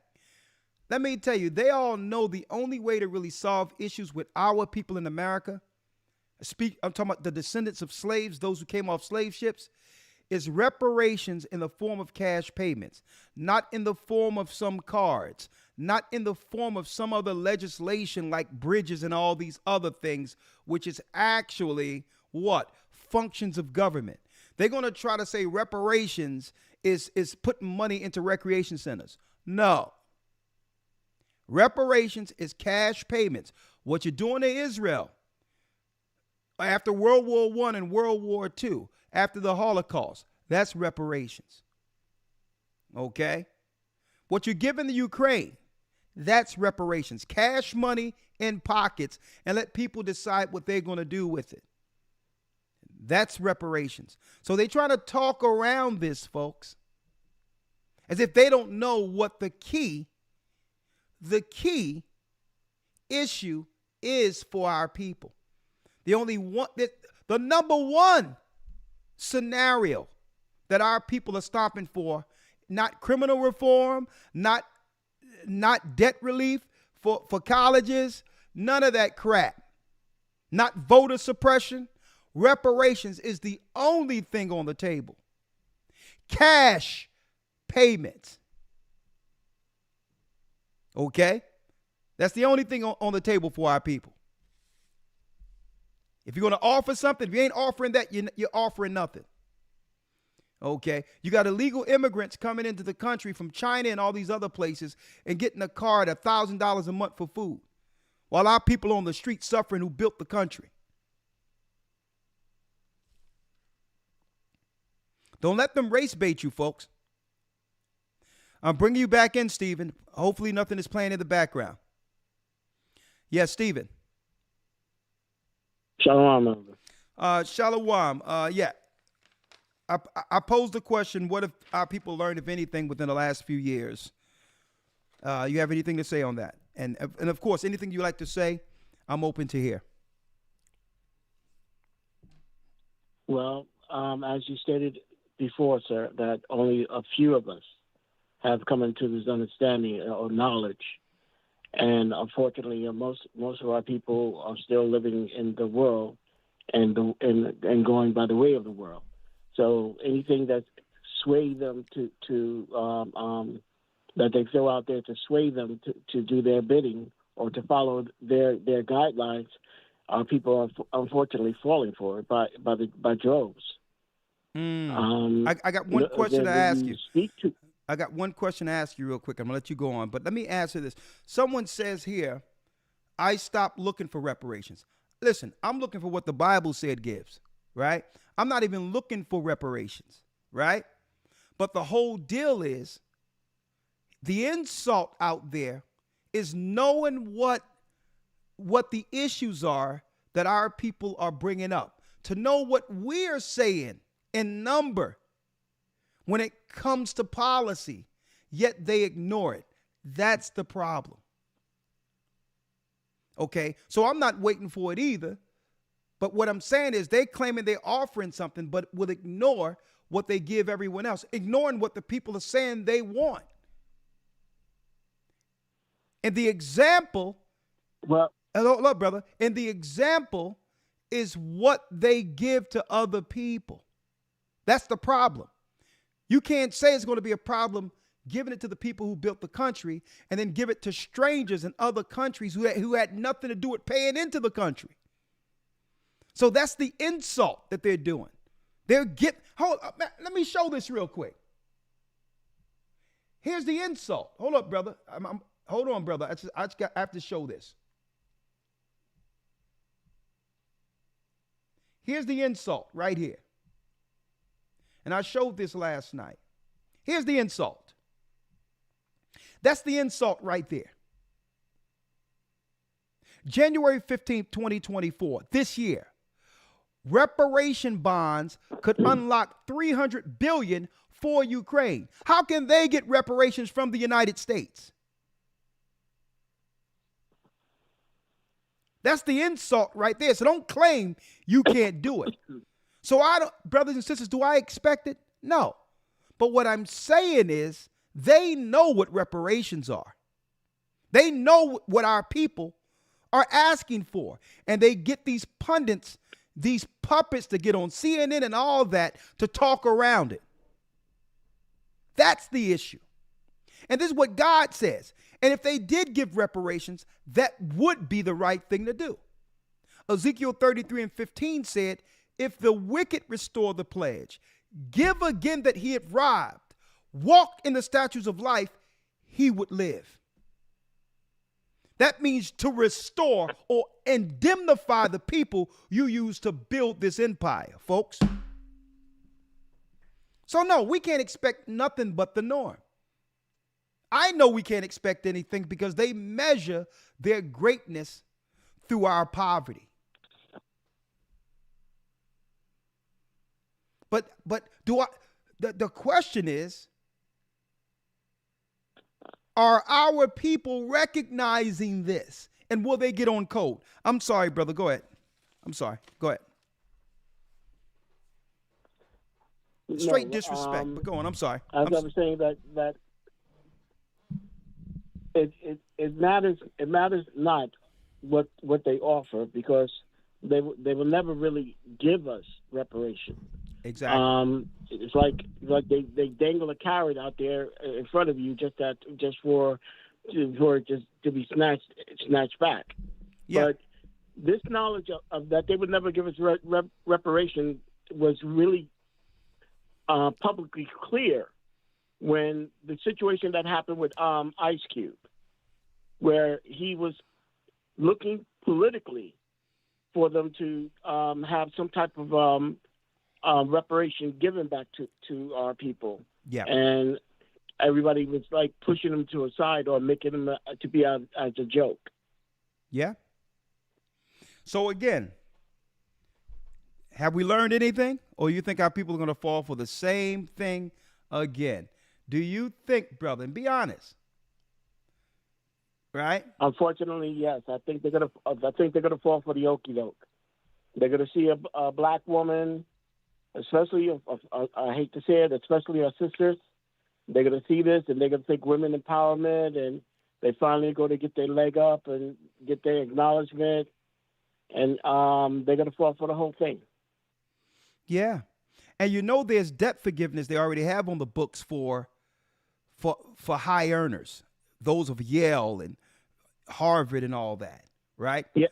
You know they already have debt forgiveness that they should have given to our people. That's for the rich. College, they've been actually relieving college debt for rich people. You can't make this up. Now, brother, real quick. Right now, I'm seeing Biden right here. And it's a nice house. A brother, you could tell the brother is he's educated. He's in the house of a brother who's educated, who's doing pretty good. And, he's there. We got the chicken. Biden is there with some chicken to eat chicken with our people. Right? What do you think about, hold up. He's going in now to get some chickens. You think that's enough? Yeah. You think that's enough to get our people out there? or is this straight disrespect? How many times do they go to the Chinese and say, you know what? I'm going to go get some egg foo young for your vote. Okay. Right. I'm going to get some beef yak. Right? Come vote. You think the Chinese are looking at him like he crazy? Mm-hmm. I'm like, I'm going to get me some shrimp fried rice. Right? Let me ask you this. I mean, do you think our people are beyond the knowledge of knowing when they're being insulted? You know what, brother? I need you to pose the question again. That's a good question. Pose it. Do our people have lost the knowledge of knowing when you're being insulted? I don't even think our people know when we're being insulted. It's like, wow. Listen, brother, let me tell you. There should have been some brothers standing out there and saying, listen, all due respect, that brother who owned that business should have shut the window. Like, my people are suffering in this country, and you're going to what? You're going to pander by getting some fried chicken? I mean, a matter of fact, hold up. Don't just patronize me. I got a brother up the street selling watermelons. Let's not stop here. Okay, don't stop with the chicken. I got a brother right around the corner that has some watermelons. Let's get this whole thing, this whole stereotypical insult. Let's get it working. Thank you, my brother. Good question. Pardon me, Elder. Yeah, go ahead. You have the last word. Pardon me, Elder. But do you remember the old cartoons where they have are people depicted with big lips and eating watermelon and chasing down fried chicken and all this other stuff? Yeah. Is it possible that people have forgotten this history? Brother, I think the fact that we're being recognized at all is good enough for our people, unfortunately. Wow. The fact they're talking about us. The fact that this guy would and he was slow getting into his house. They need to really help this guy. But the fact that he's willing to grace us with his presence is good enough for our people. He can't go to the Chinese with this. He can't go, let me tell you, he can't even go to the immigrants with this. The immigrants is saying, listen, this food in this lofty hotel isn't good enough because it's not our cultural food. Give us some money so that we can eat our types of cuisines and put it on the card and do it now. Excuse me, Elder. And if they don't, then they're going to beat the police down for it. Hey, brother. I don't think fool you. You guys remember Hillary Clinton? The hot sauce in my bag, hot sauce in my purse. Hot sauce in the bag. Now hold up. Now, that's a brother, but this brother is doing pretty good. Why did he go into the hood where our people are suffering at? This guy, he got a debt relief of $100,000, but he makes real good money. So this is also representing that they're already doing debt relief for those who have money already. So this is how they think they're going to get black people out to vote, the black male. No. Okay? You give the people their money, reparations, and they'll pay for their own debt. How's that? Huh? Indeed. And look, since Biden started, because he went to the same place he campaigned before, the package was $5.99 before he was president. And now the same package, the same bucket now is $7.69. So this guy is causing the community more money. Right? The prices went up 28% since this guy became president. At the same chicken spot. Folks, these jokes write themselves. Thank you, my brother. I appreciate you. All right. Lord have mercy. You can't make this up. Get ready for Michelle. If you don't mind, real quick, Elder, before you go to the next call, I would like to partially answer the brother's question. Yeah. Go ahead. And I believe his question was, are our people too blind to see and recognize that this is an insult? And I personally believe that there's a remnant of our people who are blessed because their eyes can see and their ears can hear exactly what's being done. And they can see through this. They can read through this and see exactly what this is. Okay? As you mentioned earlier, it's all performative. Mm-hmm. However, I do believe that there is a portion of our people who love simplicity, who sit there and they see Biden eating fried chicken with a black man. They see Hillary Clinton saying that she carries around hot sauce. They see Kamala Harris saying that she loves collard greens. They see her wearing Chuck Taylors and Timberland boots. And they see the politicians at the Jay-Z concert or Beyonce concert or a Lil Wayne concert and believe that their heart is with us. The reality is this: Christ said, where your treasure is, there shall your heart be also. So, for example, we know that their heart is with Ukraine. Why? Because they have sent treasure to Ukraine. They have sent money to Ukraine by the billions. We know that their heart is with Israel. How? Because they have sent money to Israel. We know that their heart is with some of the people that they're letting into the country. Why? Because they are investing and putting money into the people that are coming into the country. When it comes to us, we get a performance. We get fried chicken. We get Timberland boots. I love collard greens. I love hot sauce, so on and so forth.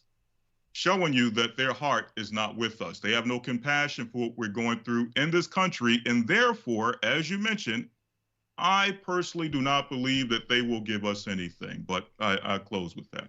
But I'm glad you're using these scriptures, because some people are saying what?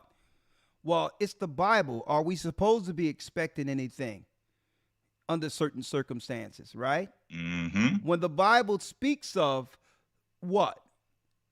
The Israelites left Egypt with much substance. Right. Okay. And when Christ said, a good example, where your heart is, your treasures will be also. You put money into things, your heart, in the things you believe in.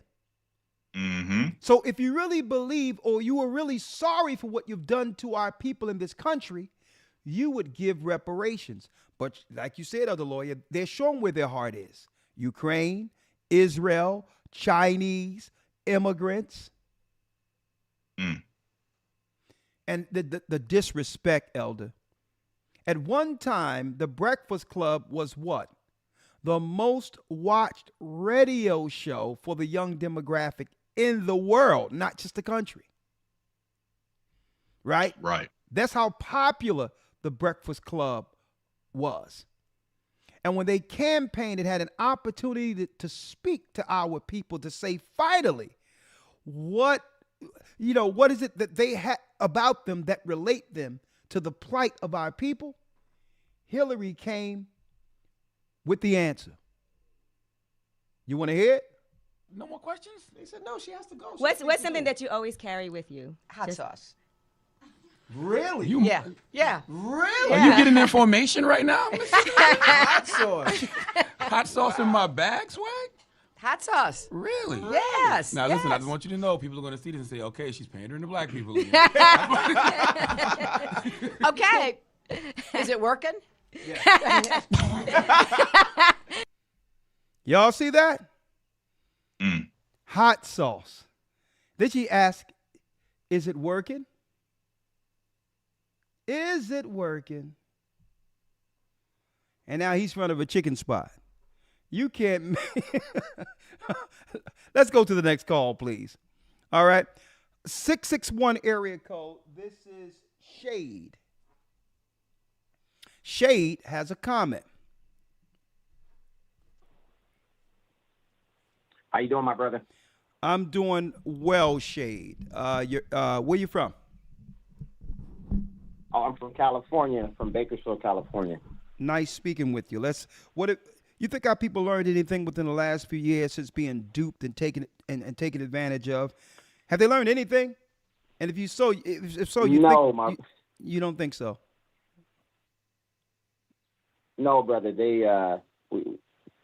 We have not learned as a people, and just like the other caller said before me, it seems like we're okay with being patronized or being made fun of. And the way I see it is, a lot of people, our people are settling, and the problem is because they depend on this government to save them out of something that they can't. We have to come together, and the only thing, like you said, brother, the only thing that should be on the table is reparations. And if they're not talking reparations, we're not in that race. And we need to remove ourselves out of that and quit fooling ourselves like they're going to do something for us, because they're not. Okay, so just say hypothetically, they bring in Michelle Obama. Then what? Mm-hmm. You think that'll be sweet? You think Well, that? the thing is, you think that's the pot they'll sweeten to actually get our people, to fall in line? Well, I And tell guess you what? brother. I'm not. First Guess of all, what? let me- Listen. These are the words that some of them have actually used, like Roland and others, that our people just need to fall in line.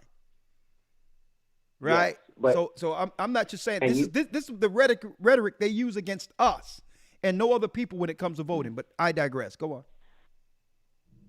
Yes. It's the same recipe. And you know as well as I do, during COVID, you've seen all those people wearing their masks, following the CDC and doing all these things. And now the CDC had to backtrack on that because they sold everybody that pill, but especially it always, and I've heard you say many times, brother, right? Anything that affects the population definitely affects us more than others. So we got to be very cognitive and be very mindful and protecting our home, especially when it comes to politics like this. And we've seen everything that came through Obama and all the laws that were passed. None of it supported the black community.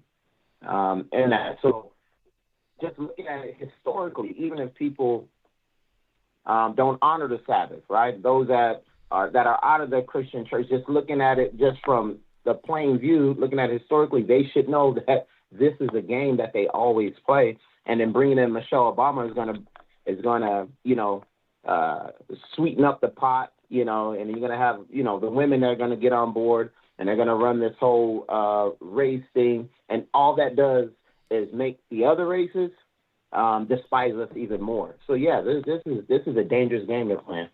Yeah, hey, but I'm doing what I can to wake our people up and let them know there's only one side to stand on, as far as the Most High says. Only one side to stand on to win overall.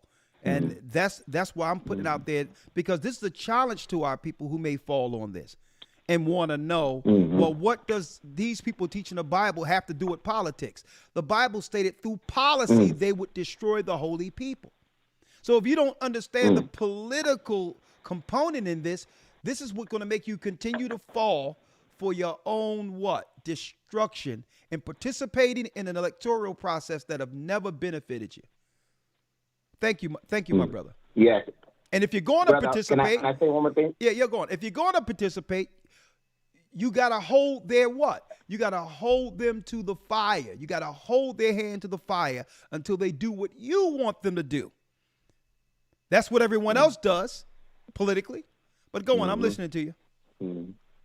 You have the last but word. I just wanted to say, my one of my middle sons, I got 5 boys and 1 daughter, and my middle son is 14. So I came across the Gathering of Christ Church about 8 years ago now. Okay. And I was doing some research because some brothers that came to my house, Jehovah's Witnesses and stuff, that come to my house, and they're always, how they do things. So I was researching some stuff, and I had already come to that conclusion. Like, listen, I had ran into a hard time in my life, and I was making some changes. And I said, Lord, just show me something that I need, to bring a foundation to my home, bring my home back together. So I always dated with my son 8 years ago, and I heard you guys. I ran into you. At first, I ran into a brother by the name of Yerushalayim. I believe that was his name. Okay. Which ran me into the Gathering of Christ Church, man. And ever since then, I've been logging in. I've been tuning in. I've been in some of the classes as well, and I've learned a lot. Thank you. And just know, brother, that the work that you guys are doing is reaching. Trust me, it's reaching out here. Thank you. And All praise be to the Most High. And thank God for you guys that you guys are doing what you're doing. Well, thank you, brother. And one day, hopefully, you and your brothers, you and your sons will be aligned with the men of the Most High to continue to do for others what we've done through Christ for you. So this extends well beyond ourselves. And I'm sure you've done many works since learning this that have benefited others. And, brother, thank you. I appreciate you. Yes. All yes, right. I have. I appreciate you. Thank you, brother. Thank All you. right. Bless you. Amen. Yeah. God bless. Oh, yeah, and they may roll out some symbolism, right? It's enough they tried to get us with this, with Barry Soetoro, Barack Obama and Michelle. They're going to try to roll her out. Keep your eyes on that, right? But then they tried to, under Biden, yeah, we're going to give you we're going to give a black woman symbolism a seat on the Supreme Court. Ketanji Jackson. And you notice they use it, listen, a married surgeon, right? Harvard University, right? She couldn't even answer the question, what is a woman? Folks, she's a woman. And see, you can't really look at her to why they've put her in position as a symbol. You got to look at the politics behind him, her husband, and understand who's really running things when they put a black woman in position. They're not running anything. Kamala, mother East Indian. She identifies as East Indian or Asian when it's convenient. See? When it's convenient. Yeah, that's her husband. Now, I believe he's Jewish or whatever the case is. Okay. But you have to look into the politics behind this guy to understand what's really going on. They just used her to get black women emotionally engaged. But you got to look at the politics behind this guy. Folks, I looked into all of this, folks. It's scary. So I'm going to still pose the same questions. I'm going to go down the line now. Have we learned anything? Is symbolism enough? Right? Now, Michelle Obama would be the ace in the hole that would keep Obama in that position. And look at what's going on in the earth right now. Look what's going on in the earth right now, and you see what their policies are all about. Thank you. Can you take these? I appreciate it. All right. All right, let's go down the line. I think we have a sister here, Pamela. How you doing? Yes, Shalom. Shalom. Hello. How you doing, Pamela? I am wonderful. And I am so shocked that I got in. I just joined the class this year. I'm Dream Team. I tried to Zoom you guys the first time, but it didn't go well. But I have learned. We'll have another opportunity for that. We'll have another opportunity for that. Don't worry about it. But go on. I was studying, well, I've been studying a long time, since 89, but I was studying with someone, was going chapter by chapter and verse by verse. Yeah. I don't want to say any names because I know I'm live, but some of the things that he said, you said the same thing, but it really came to life when you taught it to me, because I knew it had to be something else to it. Some of the things, especially the part about Isaiah. You said some of the things who said. Well, I used to study with the Shepherd Chapel.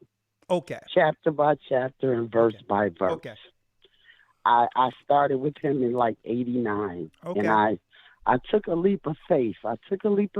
Good. I sold everything in Michigan. I came to South Carolina. Okay. And I had a journey. First, I had to get the bus, go out the car, the bus, and then the train to get here. All right. So, some of the things that you're saying, it really brought it all to life for me and my sisters. Eventually, I got two of my sisters to move with me, but everyone else is like in Michigan. Yeah, but my journey here. But for the sake of, because I got to quantify all these phone calls, and I'm sure we'll get enough time to talk about everything. I really want to get into what have we learned? Have our people learned anything?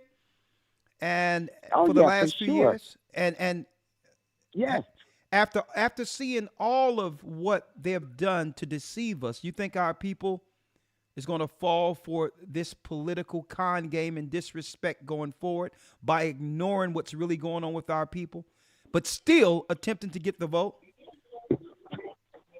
I think that they're not going to fall for it. You know, everybody is not getting it, and we have to understand that.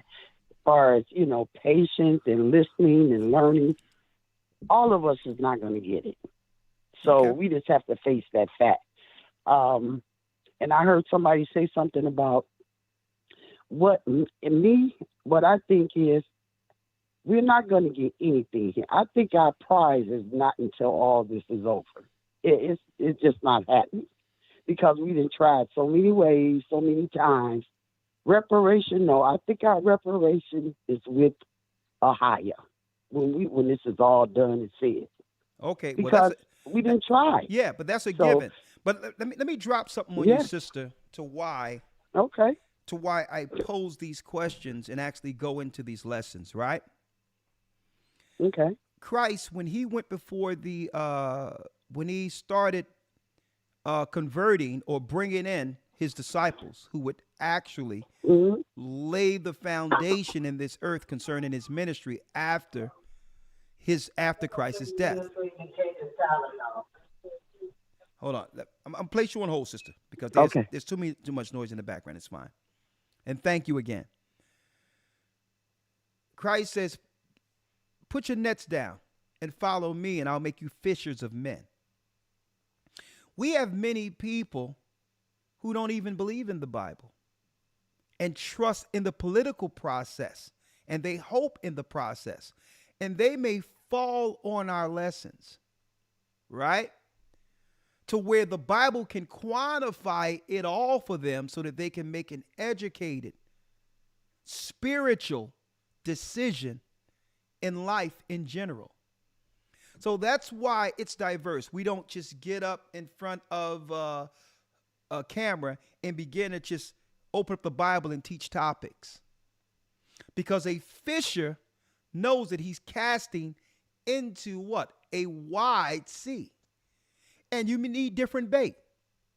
And some bait, you may have a weight that goes all the way down to get the fish you would like to get, or some it floats to the top because there's a certain type of fish you're trying to get. And our people are so diverse, right?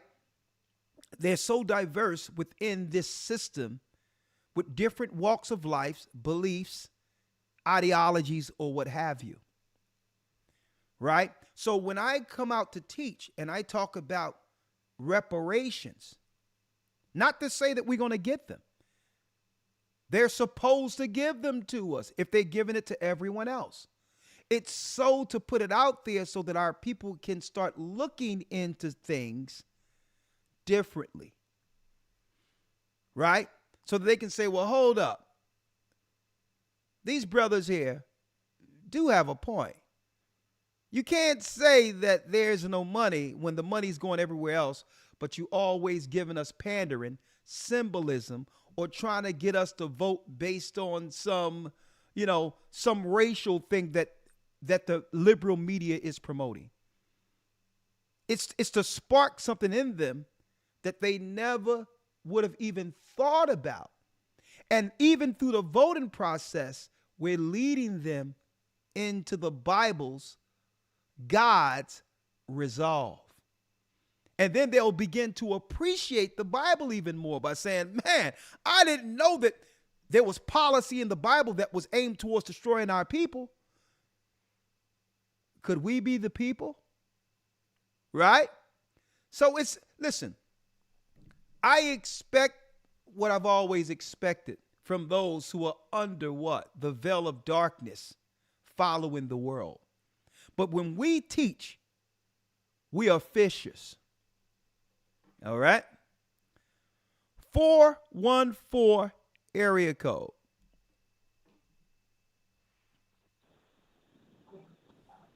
Yes, Vanessa. How you doing, Vanessa? Where you from? God bless you. I'm from Milwaukee, Wisconsin. I just reside over to San Juan. Okay. San Jose, California, with my daughter now. Okay. I'm calling in regards to your remark what you have been talking about. Okay. God has a remnant that's going forward right now. He's restoring the land. Do me a favor, sister. We Can need to read Ezekiel Hey, sister, 34. Sister, can you turn off the background? What's going on in the background? Uh-huh.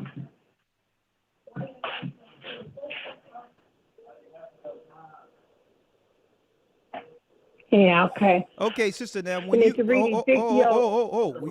we the teachers here. I'm asking you, when you say that he's in restoration, restoring who? To where? His people where they need to be. When you say restoration, give me an example of what that is. Restoration is given to people what they lost. Okay. From the devil stealing like they're doing today. I'm God saying, is but in sister, charge that's of everything that's going on. I'm saying, what is restoration to you? God restoring to us what we're supposed to have. Like what? To begin with, because he's in charge. Never supposed to get away from God and his word, and they did that. Okay, he gave sister. us Exodus 20. Keep the commandments. I apologize, Vanessa. There's too much in the background. Okay, I'm gonna place you on hold. Go into a I know, quiet I'm room. trying to, Don't worry about it. talk. Go into a private room. I'm gonna bring you back. All right. See, that's why I like to quantify things when I hear certain things, right? And that's why it says, know when you ought to be teachers, right? Restoration, what does that mean? How do you quantify that and bring resolve to people who are listening? Okay? And that's why sometimes it's best to come in and learn and understand how to view those scriptures, okay? But I believe, I understand where you were trying to come from, but this is a what? An edifying platform. If we use the Bible, we must edify so that all could understand. All right? So I'm going to put you on hold in a moment. Please, if you're going to come in, brothers and sisters, make sure you're in a quiet environment. It makes for bad radio, okay? Bad broadcasting if there's much activity going on behind you. Okay? We got to have a level of, decorum around here when it comes to, edifying, right? And respect for the platform so that, the people are actually, hearing and begin to build through dialogue. And it can't happen if chaos is in the background. Please help me. 510 area code. Shanice has a comment. Yes. Hi. Shalom. Shalom, sister. Yes, I want to comment in regards to the reparations. Okay. Many people, the reparations. I think, I've been studying and researching. These people really don't have the resources to give back to us or redirect to us because we are the resources. We really should be working on getting people out of these offices so that the resources and the land is redirected towards us. Okay, hold up. I'm going to let you continue. But I have to answer to something before you pivot. Right? Yes, sir. Let me go to Reuters, mainstream media, where it stated, breaking news, reparation bonds could unlock $300 billion for Ukraine. Now I'm going to ask you a question, right? And I'm going to flip it real quick. If there was something that the Ukrainians were looking for that can benefit them, do you believe that they would get on any public platform or any place and say, well, I know America and other countries are printing money, right? But we don't believe that the money should go to us. Do you think the Ukrainians would say that? And if not, why? I don't think they would say that. Why? I don't. The reason is I think a lot of people are pretty much uneducated about who we are as a people. Sister, I understand, but I need you to answer the question. Why wouldn't the Ukrainians, if they knew something could benefit them, even if some of them were quiet and others, like their representatives, were speaking, why do you think they wouldn't come out publicly and say, I don't think that money can actually get to us? Why do you think the people that it would benefit would stay silent? Why do you think the people, say that again? Why do you think the people would benefit? I'm going to frame this. Ukrainians, regular Ukrainian citizens, they got some people before the money who came out and said that our people need a financial package. Why do you think there weren't any Ukrainians coming on those same platforms saying, well, no, I don't think there's enough money to give us? Why do you think the people stayed silent while representatives were talking? Yeah, why do you think so? Because they would have, listen, you know why? Because they're on code. They would have undone what their own people were seeking to do to benefit them.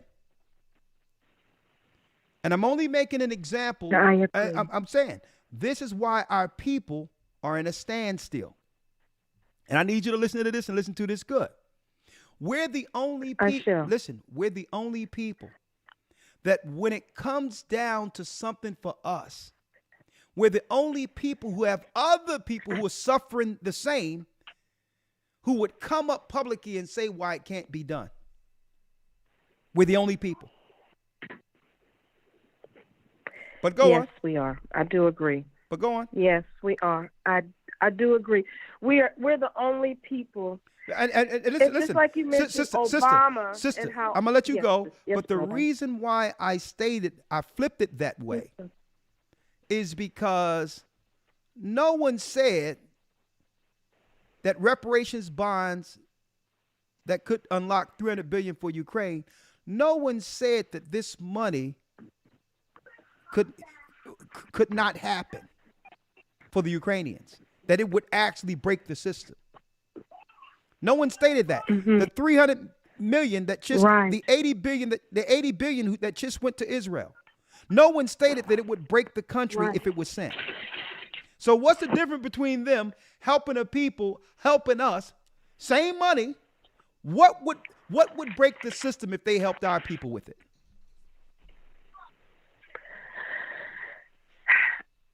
They just don't want to see us in power. They don't want to see us in power. Okay.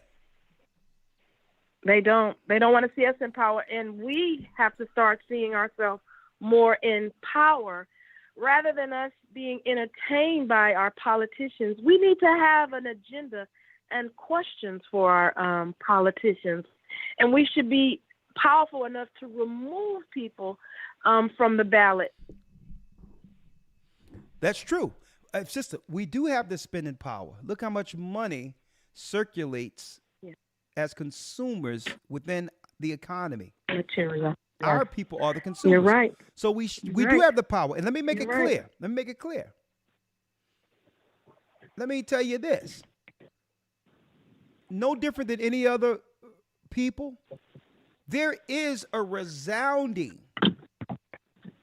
unification within our people, blacks in America, who's sounding from every walk of life, a resounding unification when it comes to messaging, stating reparations is the only thing that they can actually provide for our people.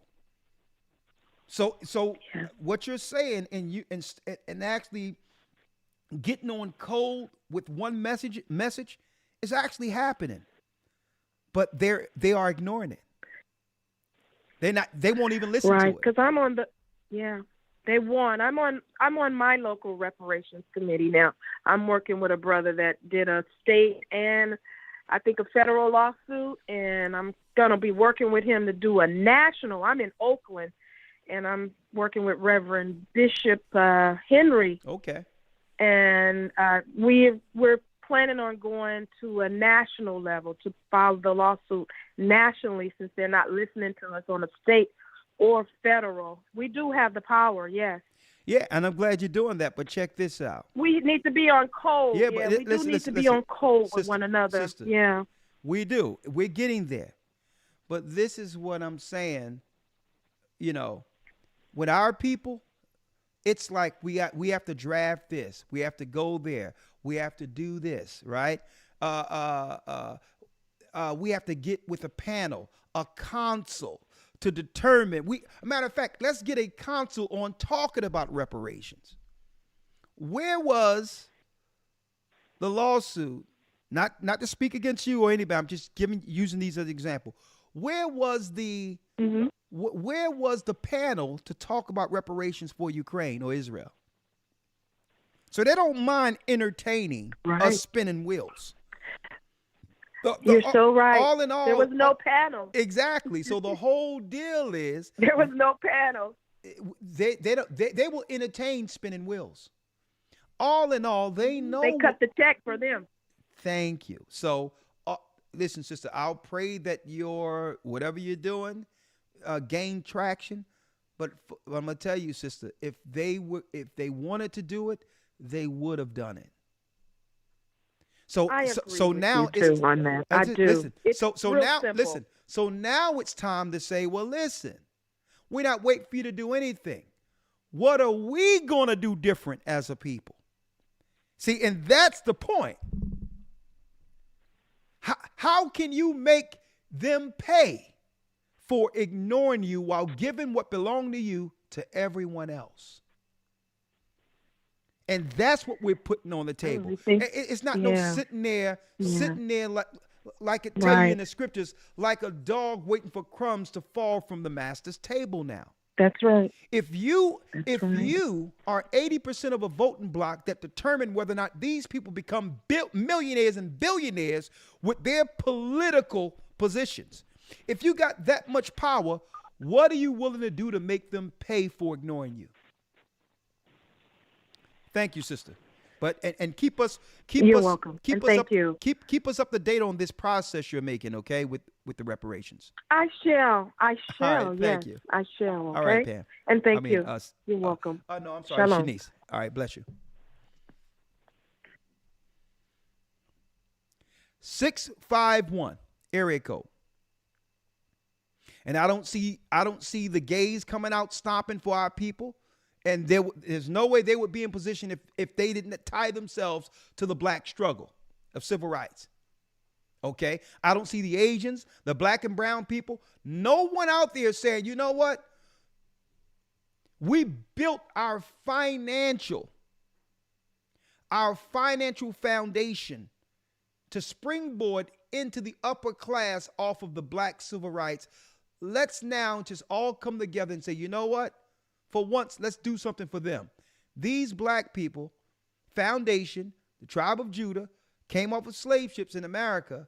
We're going to do something for them and them only, knowing that there will be no position for us if it wasn't for their struggle. Right? And I'm going to tell you why this is so important if it was to happen.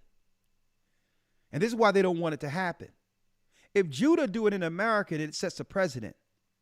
Now, any place our people were enslaved, there's a blueprint now to go to that particular country that have colonized for what?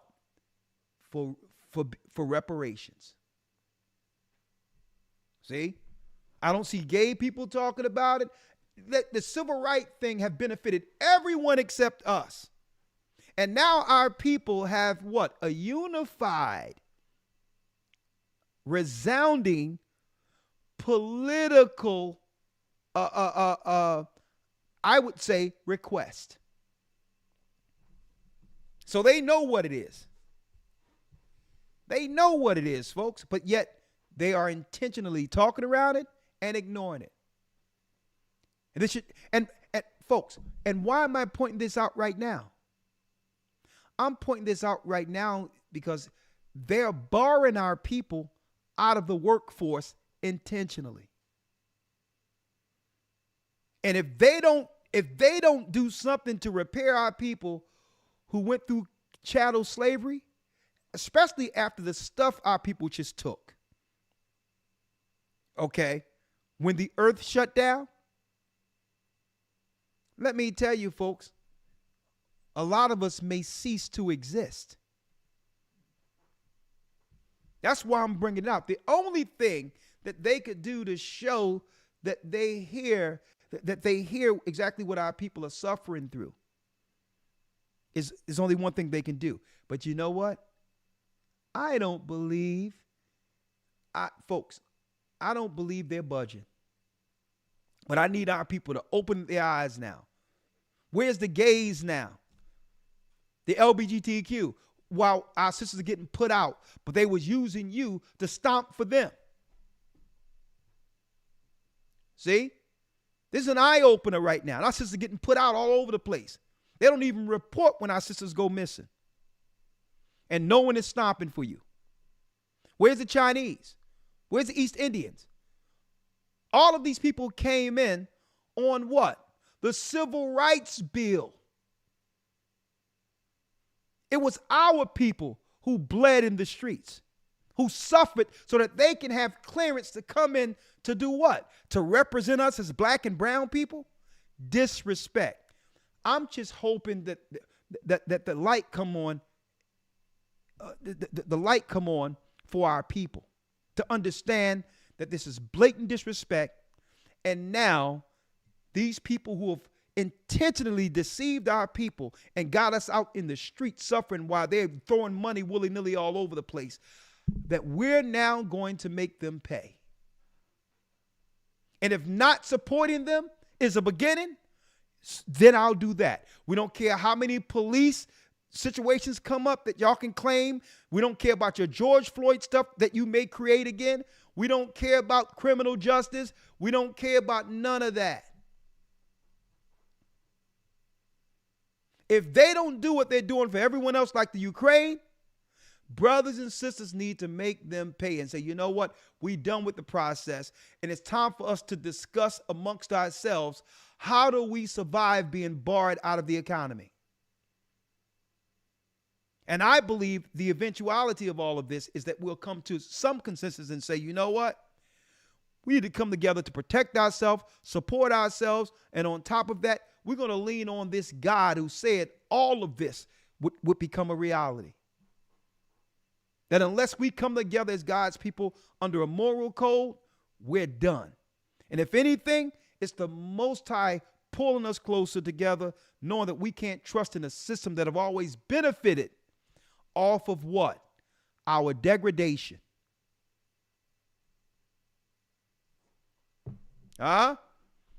So I hope the light come on, folks. Brothers and sisters need to make them pay and say, listen, no pandering. Unless you're talking turkey, get out my face. Don't knock on my door. Don't come to me talking about anything. I don't want you to sympathize for me. I don't want no apology from you. Okay? Apologies don't pay the bills. Apology doesn't pay the bill. You're not apologizing to Israel or to Ukraine. So they knock on your door. They're going to pay people to come out and pander and knock on your door. They're going to talk about Trump, MAGA, and all that. And you're going to look at them like, listen, get out of my face. Your policy is aimed at destroying us. It's your people. No sooner as you put Biden in the office, the borders open, and we looked up, and it was all of these other people working the jobs our people used to have. The enemy within, you're doing.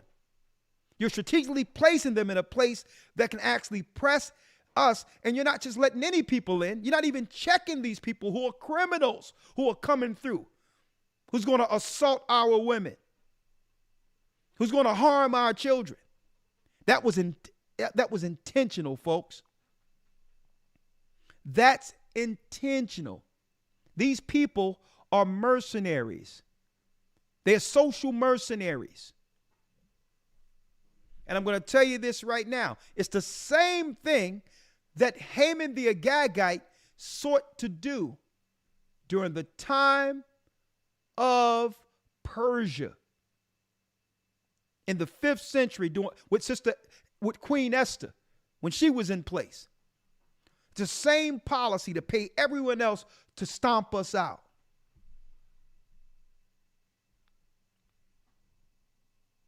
Kenya has a comment. Shalom, Elder. Shalom, how are you doing? I'm doing well, thank you. How are you? I'm doing well. What say you? I was calling. Wonderful. I was calling in because all this talk with Biden and his regression and the talk of possibly a female president. I wanted to share a little blip of a dream or a thought that I had when I woke from a dream. Okay, about 4 years ago. Okay. So it was 4 years ago I woke, and I couldn't tell you what I was dreaming. I just woke, and the words through Biden, we'll have our first female president. And it was so crazy. I didn't think anything of it much. It was really puzzling.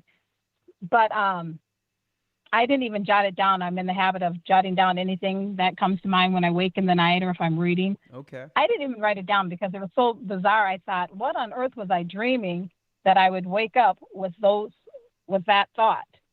So I just wrote it off. And that was probably about 3 months before the primaries here in Minnesota.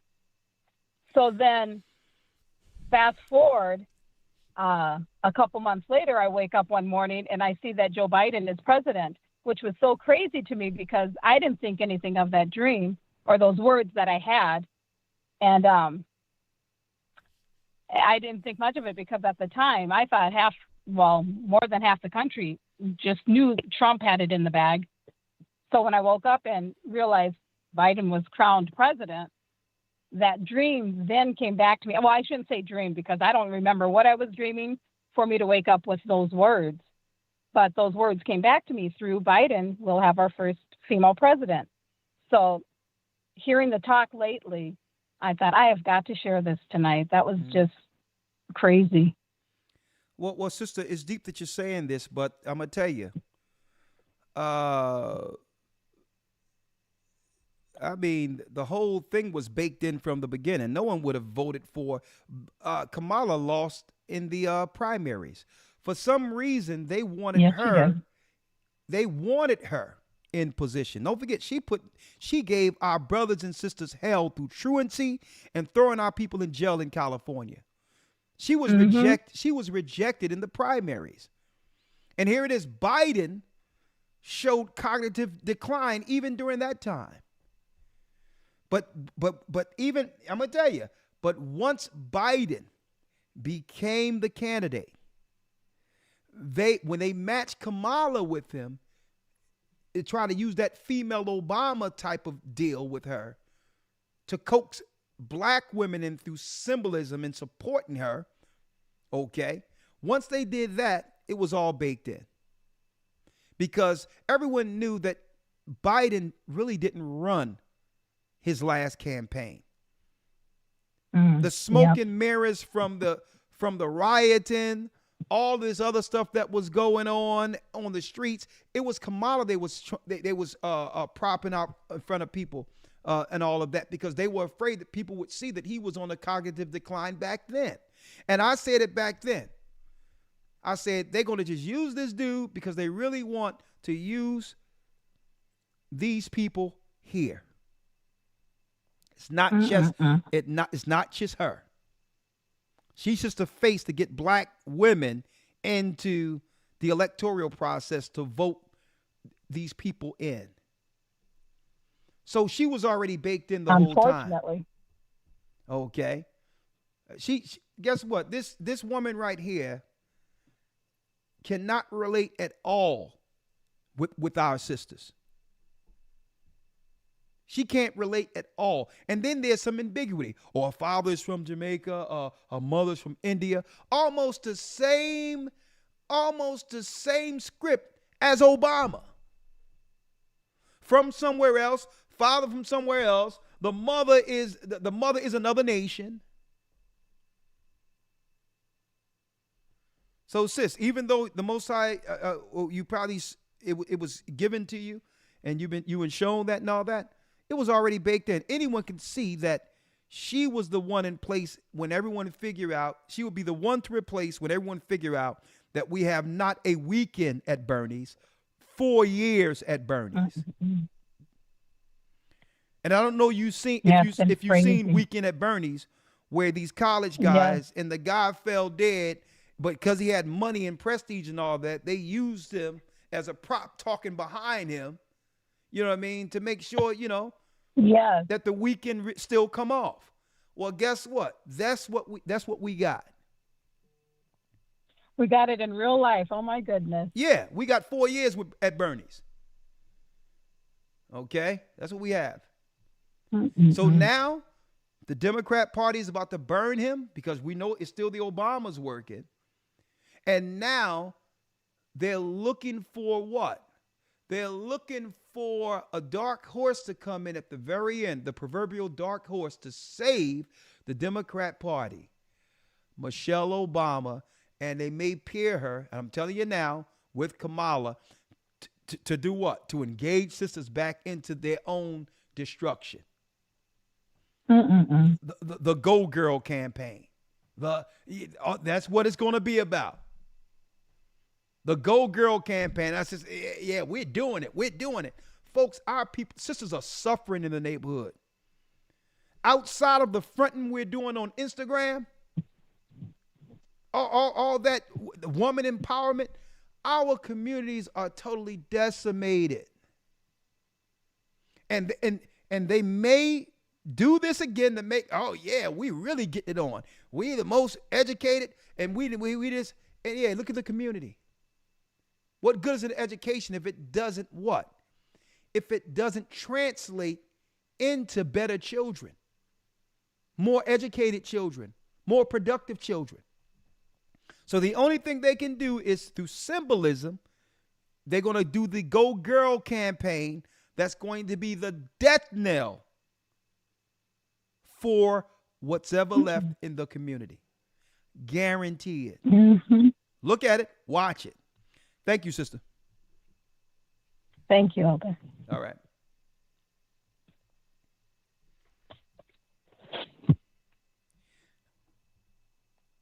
Who this? Debbie has a comment and or question. Shalom, Elder. Shalom. How are you? Blessings. I'm doing well. How are you, sir? I'm doing well. Right. I'd like Thanks to for answer your asking. question. Yes. You're welcome. I have a two-part answer. Have we learned anything? Yes and no. Okay.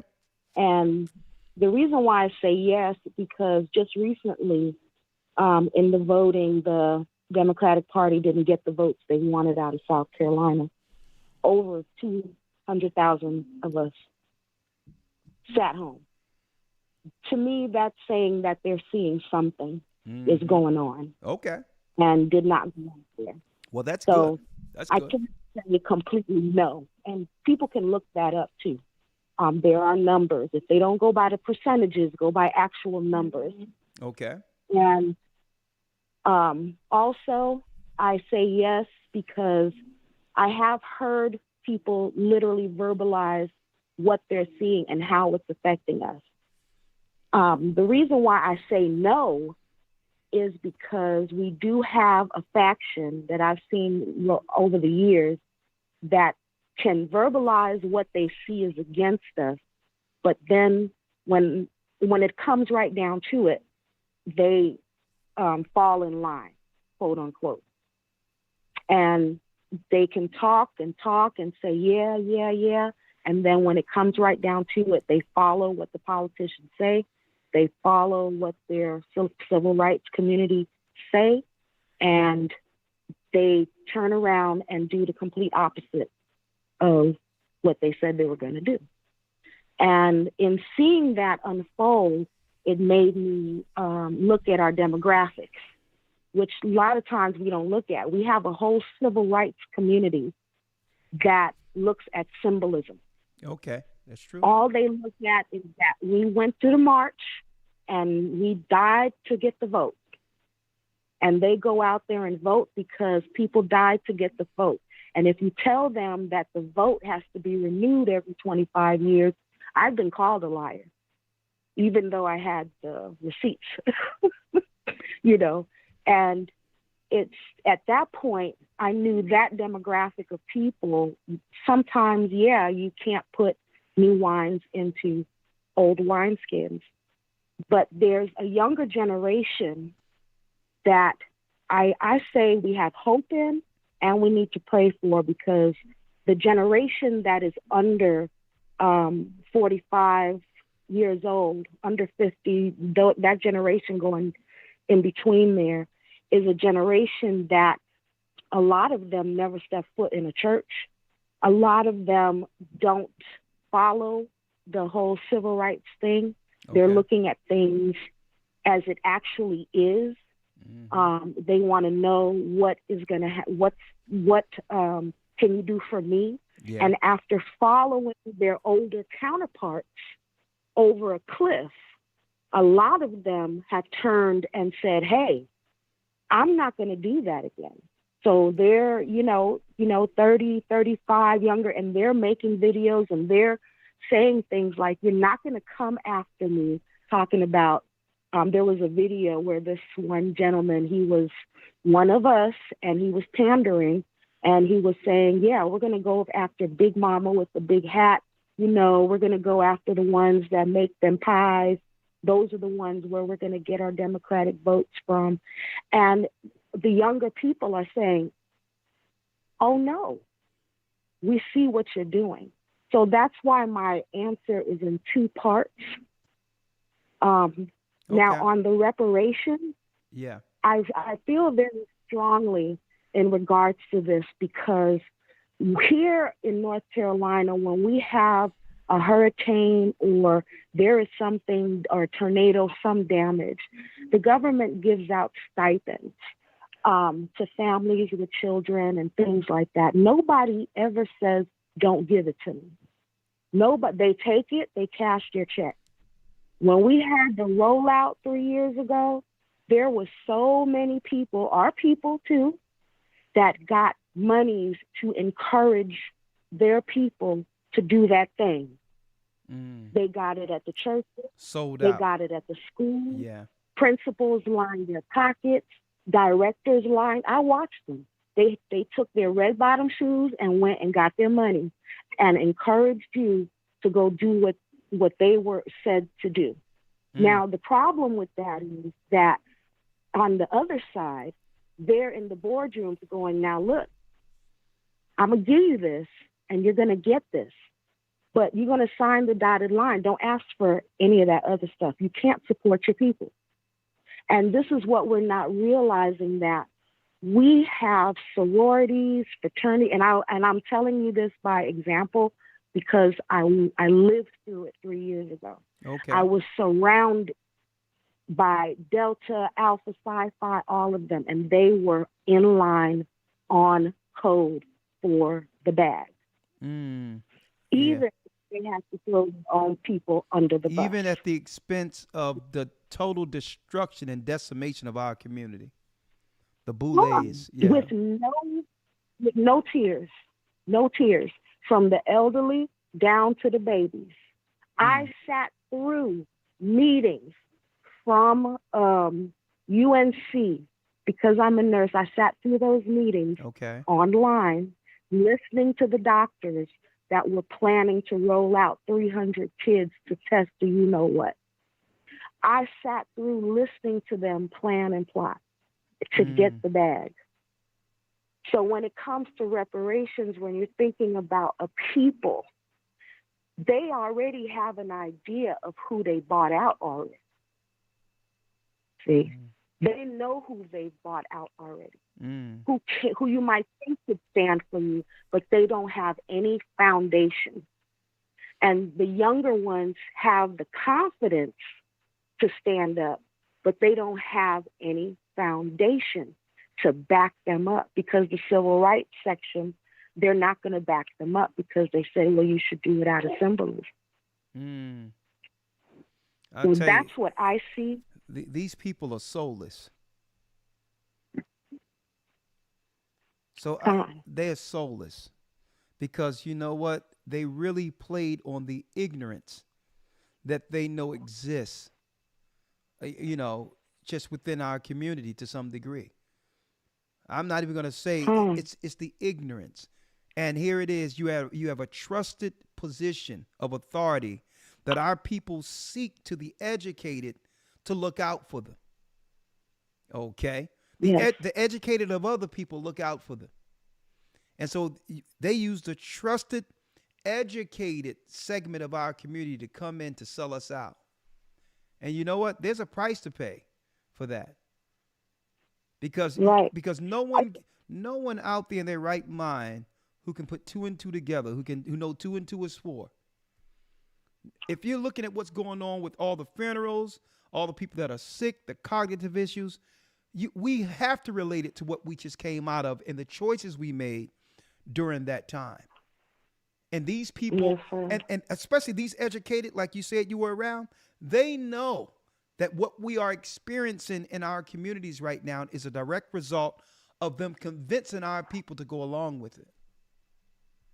You have the last word, but very poignant, very, very articulate assessment, sister. I really appreciate that.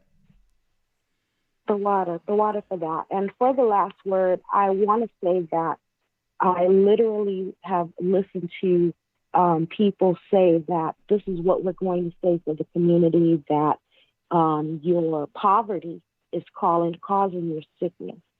So the more impoverished they are, the more they need this rollout. The more impoverished they are, the more they need our sounding points that we're going to put on the board. And this is what they plan before they roll it out so that they can get the monies. It's all about the bottom line. And I yield with that. Well, thank you, sister. And just watch this summer. Just watch for 2 things. I need you to watch for them coming into our neighborhood, pandering like they've always, roll out their same talking heads, and watch Kamala, because I don't know where Biden's going to be at this time. Kamala and or Michelle Obama, they're going to start rolling them out. Watch for them to go into one of the black neighborhoods and do the electric slide. They're going to get like 20, 30 people together, photo op, and you're going to see them electric sliding and all that. And everybody, it's almost like when Obama got up there and sung Amazing Grace. It's watch this and watch it.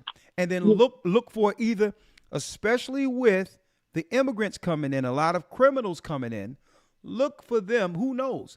They could have a mercenary that will actually do a crime that harms a lot of black people. Look for them to step in, some black people get hurt, and then it's blame on some racial tension that will lead to them running with this race thing, right? Race baiting to get our people to say, well, listen, we have to vote Democrat, even though we don't believe in them. They're going to get triggered through symbolism. They're going to do the electric slide. They're going to pander. You're going to see they're going to be eating chicken again, right? All of that. And then a shooting might happen, and then they'll tie that to some racial police thing, the same old rollout. And I just want to see whether or not our people have learned anything through it. I'm going to see. Thank you, sister. One Great more call. thing. I don't know.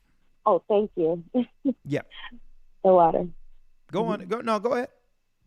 Oh, okay. One more thing is that as you say that, people have to look that the people that are in those videos now are getting younger and younger because they can't appeal to those that are between 45 and like 25, 26 anymore. And the older ones, a lot of them are sick and a lot of them are not here anymore. So those videos are being targeted toward the teenagers, the ones and the younger ones in their early 20s. They want money. They like prestige. They're all into social media. And it's a whole different demographic. And we have to be wise and look at what's going on, because if you're losing votes on one end because people are wising up, where are you getting the other votes from?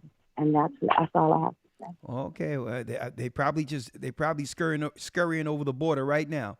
All right, thank you, sister. Bless you. All right, bless you. 816 area code. I'm not joking. 816 area code. Shalom, Elder. Brother Elder, how you doing?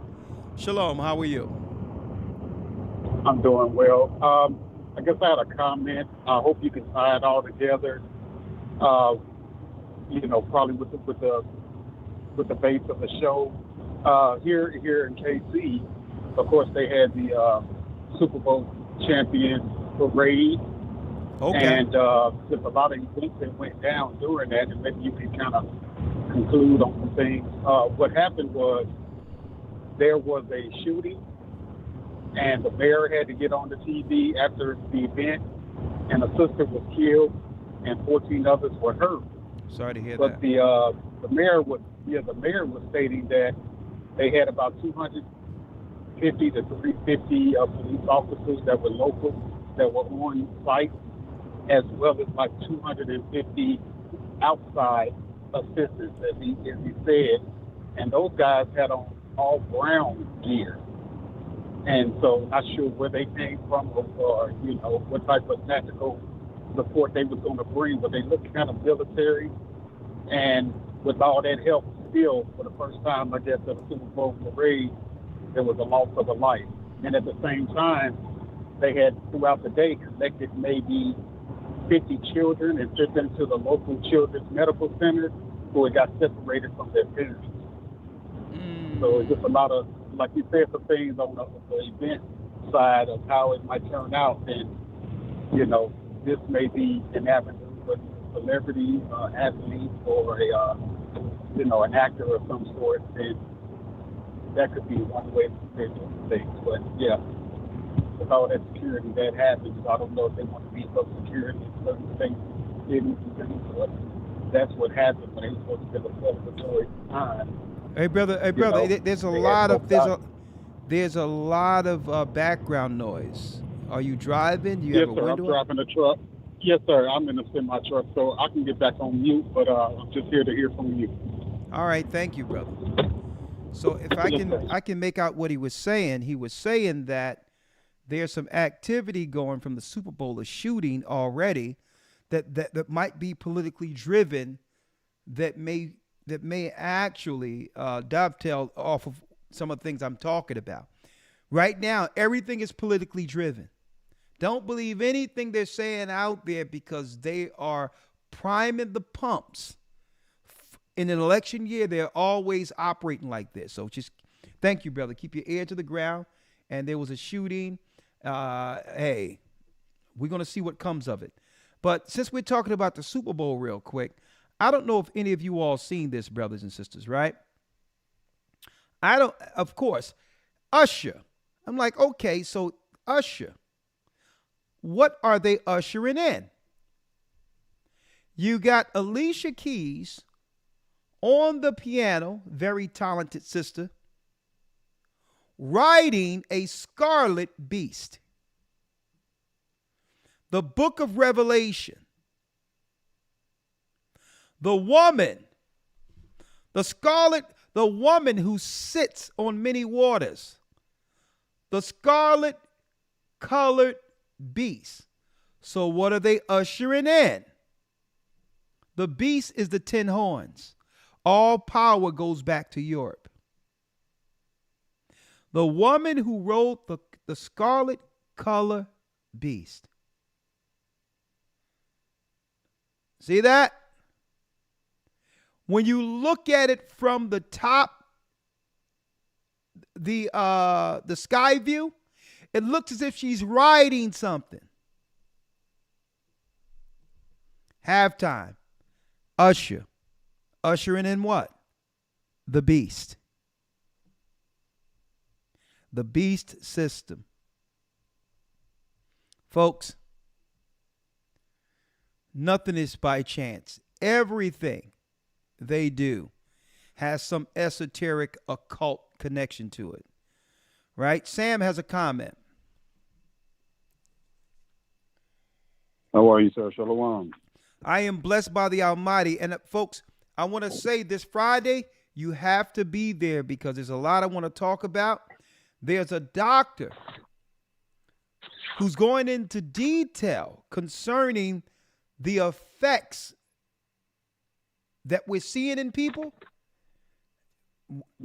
As far as the juice goes, a doctor, as a brother too, they've been trying to silence him. He was warning people that, hold up, this isn't some regular stuff. People are changing. And I'm talking about a genetic change for those that follow, the beast. Let me put it that way. But go on, Sam. What say you? All right. Just a few things that to touch on a lot of things that you were saying in regards to, especially the jab that you were just talking about. Yeah. I've been telling my family about that for a while, and not to do it, and at the end of the day, some did and some didn't. Hey. Me and my wife, my boys, we didn't do it. Good. You're fine. So all praise to the Lord. And you're absolutely fine, right? Oh yes, we go by scripture. We listen to you a lot. We're as a matter of fact, we're on right now, and that's how I was able to call in because I saw that you were on. Okay. So yeah, so we go by the fruits and vegetables and herbs like the scriptures tell us to. Great. Mm-hmm.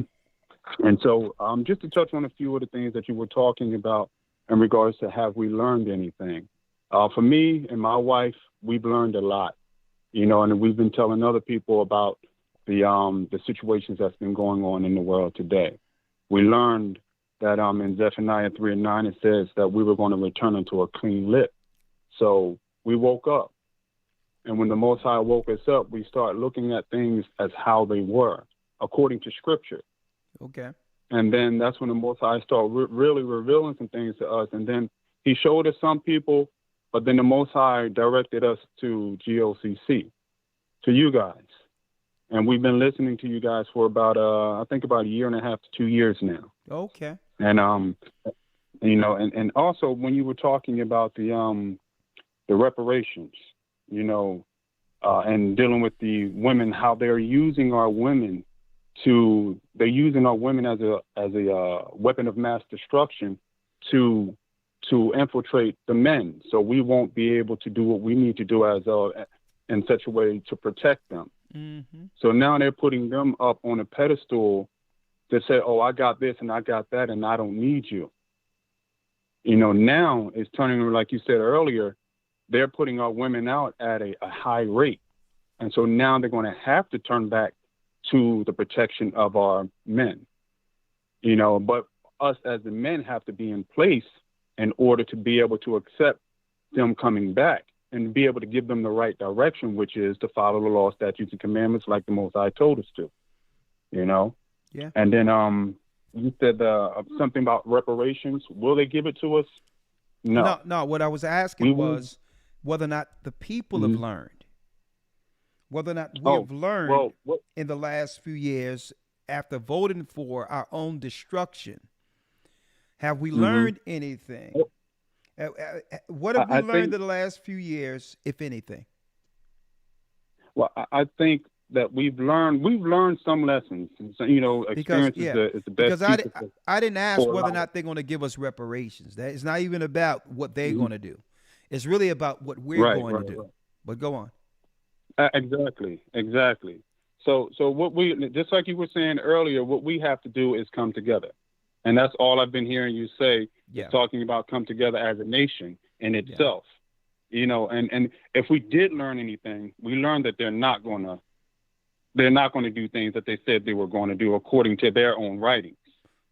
Yeah. So at the end of the day, we have to come together, and then I understand and I saw and understood that some of the politicians are, under the umbrella of Catholicism, and they have a prayer called the Kol Nidre prayer, where it says they don't have to keep their vows. Yeah. So at the end of the day, they're going to lie anyway.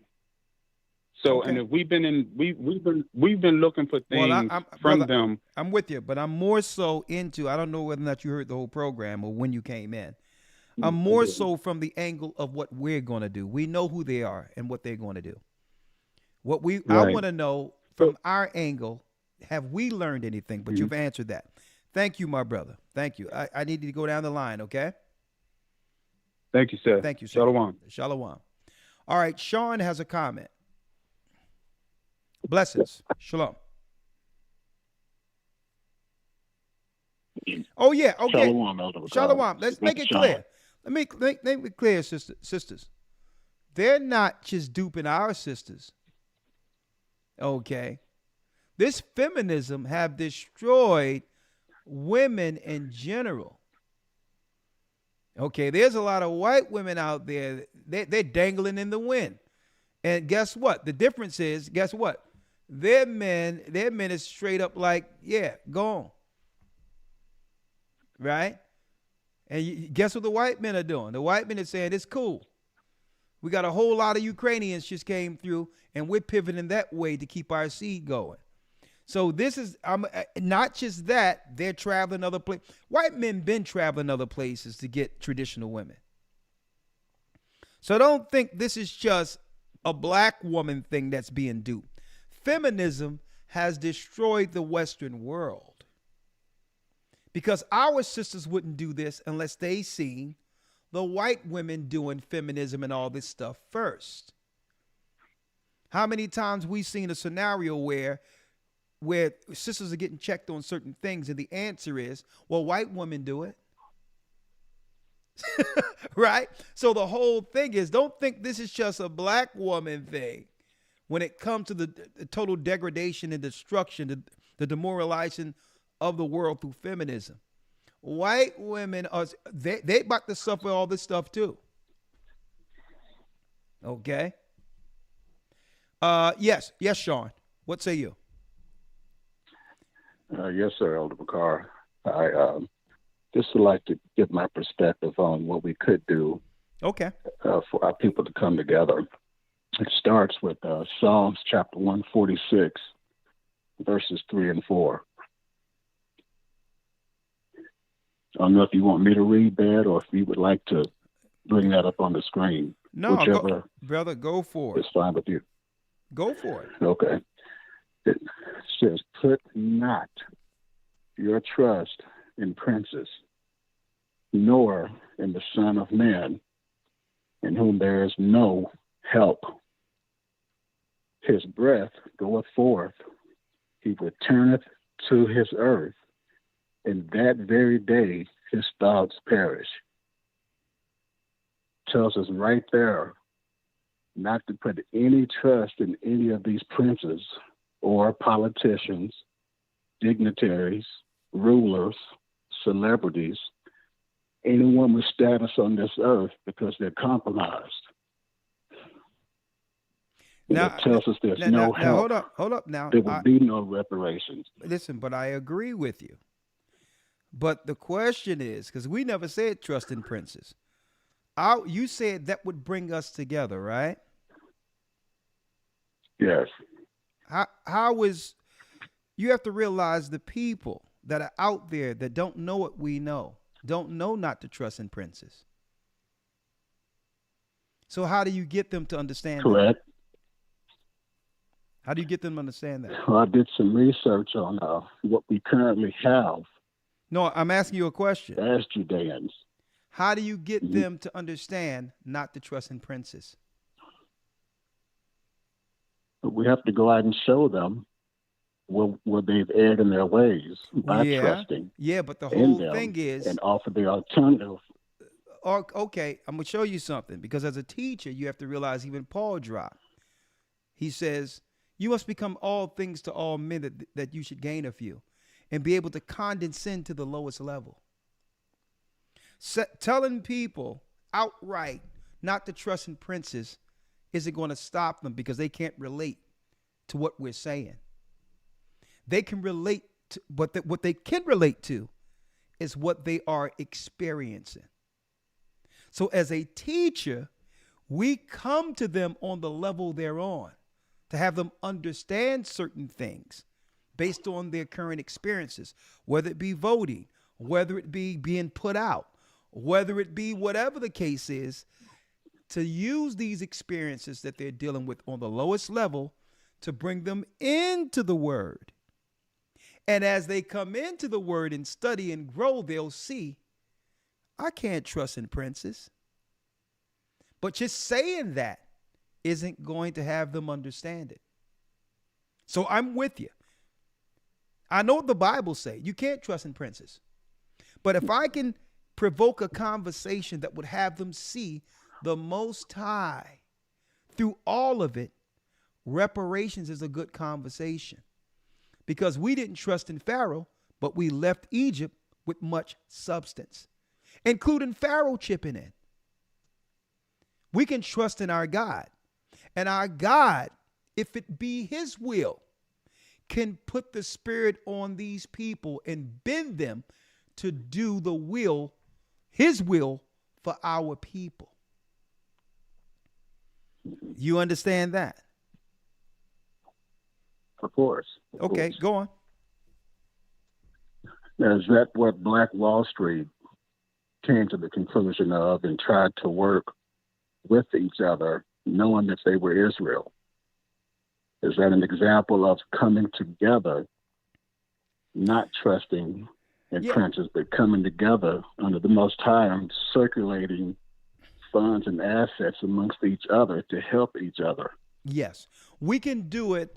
We can do that, but we have to do it more on an underground type of scenario, right? Another thing is, and that's a great point you made, Christ set the foundation spiritually on how we can interact and operate with one another, right? And not become a target that they can totally take out like Wall Street. The whole thing is the foundation comes through the body interacting with each other, and it becomes an international network through the body. We are connected through the spirit, and then we would prefer one another and have all things common and support each other in our endeavors to help the body. Okay, so yes, that's how we come together. But looking for the everyday person to come together in all of this, nah, what we're doing is fishing and bringing people in the body and say, okay, it's time for us to network and operate within ourselves. That's the plan. You got it? Okay, good. Good. That's what I thought would be the solution. Yeah, because let me tell you, there is no wins in thinking that our people are going to come together in time enough and operate with each other according to the Most High, right? When the immigrants are already in the neighborhoods. There's no time for that. Okay. Right. It's correct. Right. So we're fishing, and those who could see are going to actually come in and say, okay, this is where there's safety. Okay. People of like mind through the spirit of the Most High who are being led through the spirit to actually network one amongst another. So that's the answer. This world is done. Okay. Correct. And I'm gonna say this: whoever fall for what the Democrat Party is about to do, I don't care whether or not they were triggered, whether or not they were deceived. Folks, I'm gonna tell you this right now. That may be the last opportunity these people get the vote. Mm-hmm. And I'm talking about literally on earth. Okay, I'm gonna tell you this, and then if something does happen, right? If something does happen, listen to me clearly, that they can escape some of the destruction that they're going to aim towards our neighborhoods, our people. Because Daniel's tell us distinctly that they're looking to attack the holy people. If you vote for it, don't complain. Take it, whatever it is, because that's where you put your hope into. I'm not talking, so that's the whole thing. So when I speak of reparations and all these other things, I speak to what's just. so that our people can look at it and understand how unjust a system we were brought up under. So this is to open our people's eyes, our people's eyes, who've always thought that there's some trust in these so-called politicians. And look what have happened to our people ever since Obama came on the scene. That's the point. Mm-hmm. All of these are talking points that lead back to a spiritual resolve. And by default, one would realize there's only one answer. Our God. Our God. Come. Under...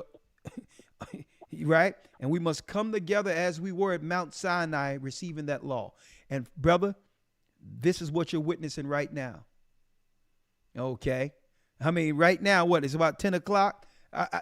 Even earlier today, I thought, believe it or not, I had this whole thing wrapped up at 8:01 and went to the phone calls.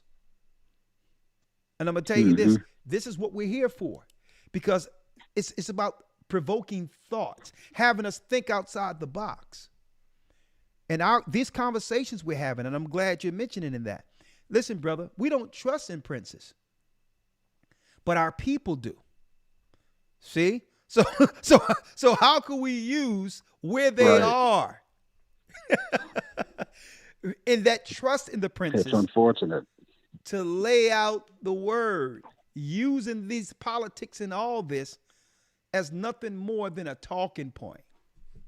See? Mm-hmm. And I'm saying, then it'll lead our people to say, you know what? I'm not voting for nothing. The Asians, they don't vote unless something benefits their community, unless they get something in their pocket. Our people never looked at that angle before. Okay, all of our voting been emotional. Oh, woe is me. We was picking cotton, red line. We was getting sprayed by water hose, and the white man did this, and we got a right to vote through the struggle. That's how we see voting. When other people come over and see voting as a ticket to finances. And our people, the only one who've ever rolled it out like that was Martin Luther King before they killed him. Voting was a step to get the reparations. Like, no, because he says, no, next we come into Washington. And this is what Martin Luther King said. And y'all going to cut that check. Because when other people come in here, whether it be Jews, whether it be Ukrainians, whether it be anybody else, they become what? Even the Italians and all these others, they get paid through the electoral process with their representatives. And that's the thing I want to put out there to people, so that when these so-called grifters come knocking on their door, they can say, listen, y'all ain't giving me nothing. Okay? And when the Asians vote, even though their vote don't matter compared to ours, they get something. And any other people, they get something. I want to wise our people up. So to come to a educated decision on why not to trust the process. See? And you have to take steps with that, brother, to show them. They're not going to, some people just isn't going to read the Bible and understand it right out, what that means. When they're in a struggle right now, and now someone is knocking on their doors, giving them false hope. So eventually, they'll choose a false hope over a precept. So you have to work that in their mind through that process to let them know why they're making a conscious decision not to deal with that false hope every 4 years, even if they're in the same state suffering as they are. I'd rather stay like I am and not do anything for you. Because if I go out there and vote for you, you become a millionaire. Right? You open up, I open up all types of lanes for you, and then I'm suffering in the country, in this same country, with laws aimed towards destroying and displacing my people. So people have to logically understand all of that to make a conscious choice, even if they're suffering. And that's where I want our brothers and sisters, because we'll get to the point where there's no more hope in this electoral process, and it leaves them no decision than to what? fall on their knees and ask the Most High to show a sign. Give me something. Show me you're real. And guess what? Every time you're there in that space between you and the Most High, it happens. He reveals himself. So even if anyone had any hope in the system with Obama and know that there's no hope in the system, it leads us back to that humble place between us and God. And you know what? I would rather see brothers and sisters there. And guess what? That's greater than reparations. Yeah, that's greater than reparations. Mm-hmm. But all in all, that's what the Most High wants anyway. Exactly, sir. But all in all, I want to see our brothers and sisters say, listen, if I'm a part of this, what I get, what are you going to give me? And I don't want to hear about no criminal reform, no voters' right. I don't want to hear about no college debt relief, none of that. Because that only helps what? Single individuals, when your laws that you pass for Asians help all Asians. The Asian hate crime bill would protect all Asians, including the Asians who are coming over here illegally into the country. Right. So what you going to do for a few individuals ain't going to work. What are you going to do for all of my people like you do for Asians, Israelis, Jewish people, Ukrainians? And if you can't say what you're going to do for all of us, guess what? Let that doorknob do what it do on the way out. I want to see our people. I want to see our sisters like that. Oh, what you got for me? And I'll give you 2 minutes to tell me. If you got to think about it, guess what? You only get 20 seconds. So start rapping. Thank you, brother. I appreciate you. It's a shame. Our people think more emotional instead of biological. Yeah. That's a downfall when they go out and, trust in the system or trust in princes. But, just something as simple as our sisters knowing that Michelle Obama is good friends with George Bush. But yet they have us out here believing it's a left-right paradigm and Democrat versus Republican when they're operating in cahoots behind closed doors. You can pull up some YouTube videos on that. Yeah. Of course they're operating together, playing hot potato. But like I said, I don't expect the Democrats to change. I don't expect the Republicans to change because they're two horns of the same devil, on the same devil. Only thing I expect, this is why I wanted to pose this is, and I wanted to talk about it. What have we learned and what will we do different? And I'm going to leave that out there for those who are listening. Thank you, my brother. You have to do something different. Thank you, my brother. Thank you for taking my call. Great call. Thank you, Sean. Thank you. Bless you. All right. We have 510 area code. That's you. That's Shalom, brother. Shalom, sir. What's your name? My name is Tyrone, brother. How you doing today? I'm doing well. Yourself? A blessed and highly favored, brother. All praises. I want to touch on some of the things you were talking about from the reparations to the politics.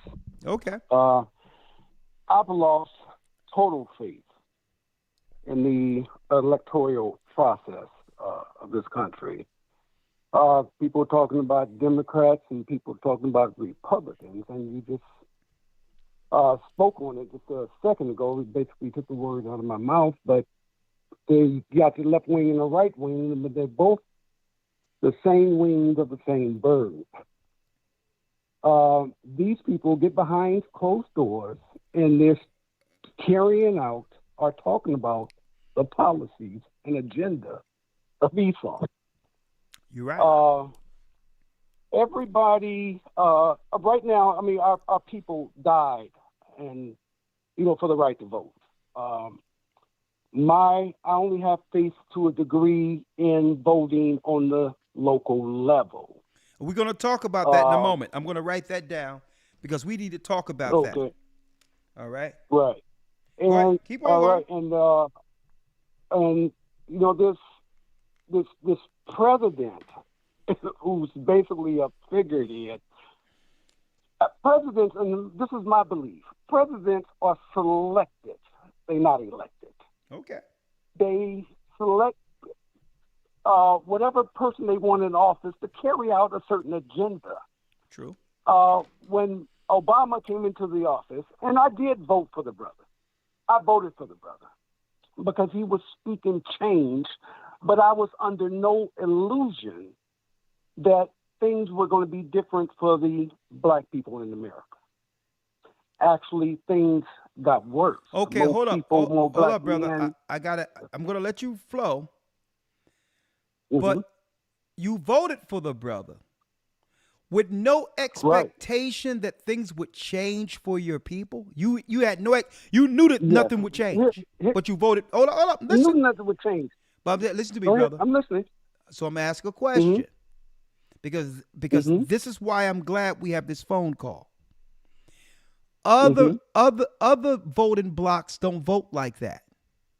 They don't vote knowing that nothing is going to change. They vote with a clear, specific answer from the policymakers what they're going to get for it. And I just wanted to highlight that when you said that. I voted for the brother, knowing that things weren't going to change. And you know what? That's not the Democrats' fault. That's not Barack Obama's fault. That's something wrong with us. Right. Well, see, Barack Obama could only carry out can only carry out the policies that he's instructed to do. In my view, in my eyes, the only thing Obama did by being in office was gave little black children hope that they can be something other than a Slow up, rapper, brother. Slow other up. than a Slow up. Because I heard that line as if it came out of the DNC board meeting. Okay. Because this is when our people started moving the goalposts. When Barack Obama wasn't doing anything for our people, at the end of it, we started saying stuff like this. Well, at least as a black man, that gave us hope. Brother, I'm glad you're speaking because we need brothers and sisters to understand how our people continually put our spiritual resources into something, and that's what voting is, to continually get nothing in comparison to other people. That's what's wrong. We didn't need no representative to show that we can be president or have hope, because that ain't what you do for other people. Okay? We don't care about a black, we don't care. Our people, symbolism is what destroyed us. Okay? Even the FBI under J. Edgar Hoover said that we're going to give them their leaders. We're not going to ever allow them to another grassroots Martin Luther King or Malcolm X to arise. And we're going to make sure that if there's a leader, we give it to them. So for you to understand, so listen, so for you to understand that history of them giving us their leader to lead us, create the leader to lead us, and still vote for him. What does that say for you? When you knew he wasn't going to do anything, did you know he was going to, did you know when you voted for him that he was going to, no, listen, answer the question. Listen, brother, listen, answer the question. Did you know when you voted for him that he was going to be the president to pen into law gay marriage? No. Thank you. And what type of hope? No. Listen, so now what type of hope that is for the young men who's looking at a president? That he can be what? A man who put on a dress? And that's why I looked at it from that perspective. Thank you. That's why I'm answering what came out of your mouth, because that was part of the Jedi mind trick they put on us to satisfy our people participating in our own demise. We have to get out of that stuff. We got to get out of that symbolism thought. I voted for the brother. He's not a brother that was raised around us. Okay, Right. He's right. not Had nothing to do with Reconstruction or Jim Crow. He came out of nowhere. He was made to do what he did. Right.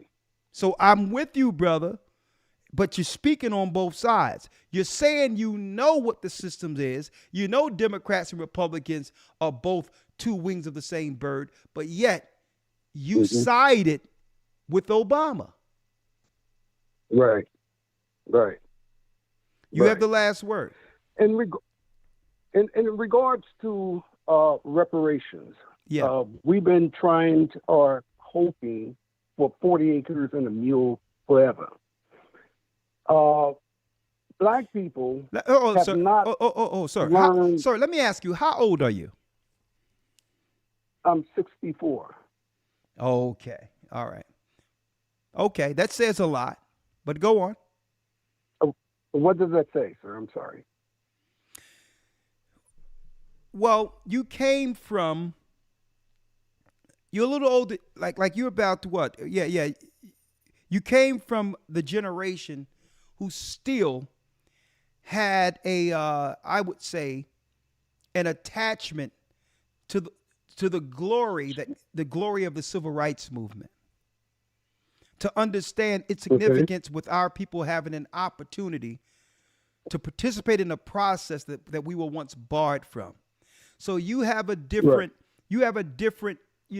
altogether view of it. And through that, you appreciate it. After seeing all those things, the achievements with our people like Barack, he's not my people because I don't know where he came from. Came from you appreciated the symbolism, seeing that a black man could actually do what? You're 100% right. Make it to the White House. And folks, this is what I'm saying. They knew that was enough for us. And it's a shame.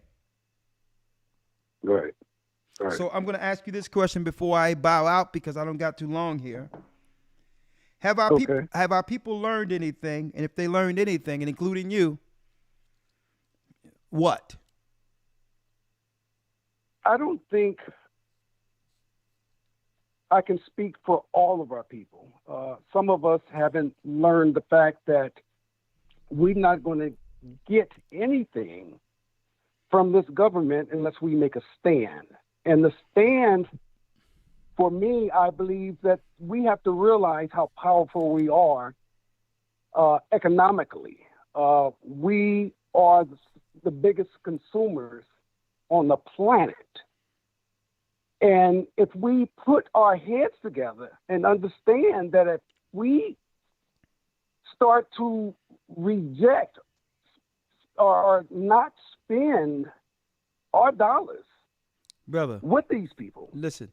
Unless all due respect to you, sir, we're up against time. There's not enough time for that. To have everybody together, come together and realize don't spend with each other when we don't have nothing set up to where to spend the money. We don't have enough time for that. The people are already here to take us over. So that's ideological hoping. Okay? That's not going to happen. We're not going to stop all together and say, let's stop spending and let's all come together and spend with each other. We don't have nothing. No foundational institutions to actually begin that particular. It would take 15, 20 years to start that. And we don't have that much time. Do you believe reparations is going to happen? I'm saying, but listen to me. I'm listening. I'm going to answer that because I'm going to show you something. I'm going to put this on the screen real quick. All right. All right. What I'm looking at, breaking news. Reparation bonds could unlock $300 billion for Ukraine. And you know what? None of the Ukrainians didn't have to do anything. It happened.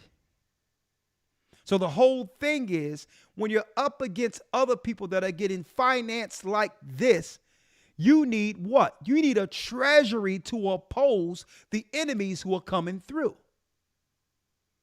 Right. Okay. When there's let me tell you, have you seen the Game of Thrones? No, I haven't seen that movie. Well, or it's a series. Well, in order for the Lannisters to actually continue to scale towards power, they had to go to the Iron Bank to get finances to sustain an army. You have to understand how the nations work here. The Ukrainians are 300 billion strong in treasury, and their families are coming over the border. Israel is 300 and upward billion dollars, okay, in treasury, right? And they're getting the money now. Yeah. The migrants, $300 billion treasury, and getting what? Getting free food, housing for 2 years, and all of that coming in the border in your community right now. What you're seeing is a funding of a war. We don't got 10 to 15 years to wait. In order to level this out, they would have to give our people at least the equivalent to what they're giving others for us to stay afloat, to fight on an economic level, a social level, a sustainability level to get institutions. When you see all this money going out to blocks of groups, this is what? The funding of social war. We don't have 15, 20 years to figure this out. The only way to do that, to level the ground, they would have to give our people reparations now just to be even. And we'll still be what? Do you think that's going to happen? Do I think it's going to happen? No. Yes. No. I don't think it's going to happen. But I would never get in front of saying that I wouldn't be the person who would stand up and say, you know what? Yeah, I'm not even going to talk about it because, it'll never happen. No. Right. Because I understand that when we do that, we undercut our own people when other people never do that. They stay silent, knowing that someone is speaking for them. Right. And I believe they're not going to do it because they resent us. Because the enemy hates what they know will become prophetically. But would it be right for them to do it? Mm-hmm. Absolutely. Do I think our people should get it? Absolutely. Absolutely. All right. So the whole thing is what I'm doing. I'm showing brothers and sisters that, listen, if you start making claims or start, taking stances like it'll never happen, then guess what? You're not even in the ideological part of the fight to stand with your brothers and sisters who are behind having it, at least pushing it, even if the enemy doesn't do it. Because what? If the enemy, if the enemy refused to do it, it's okay.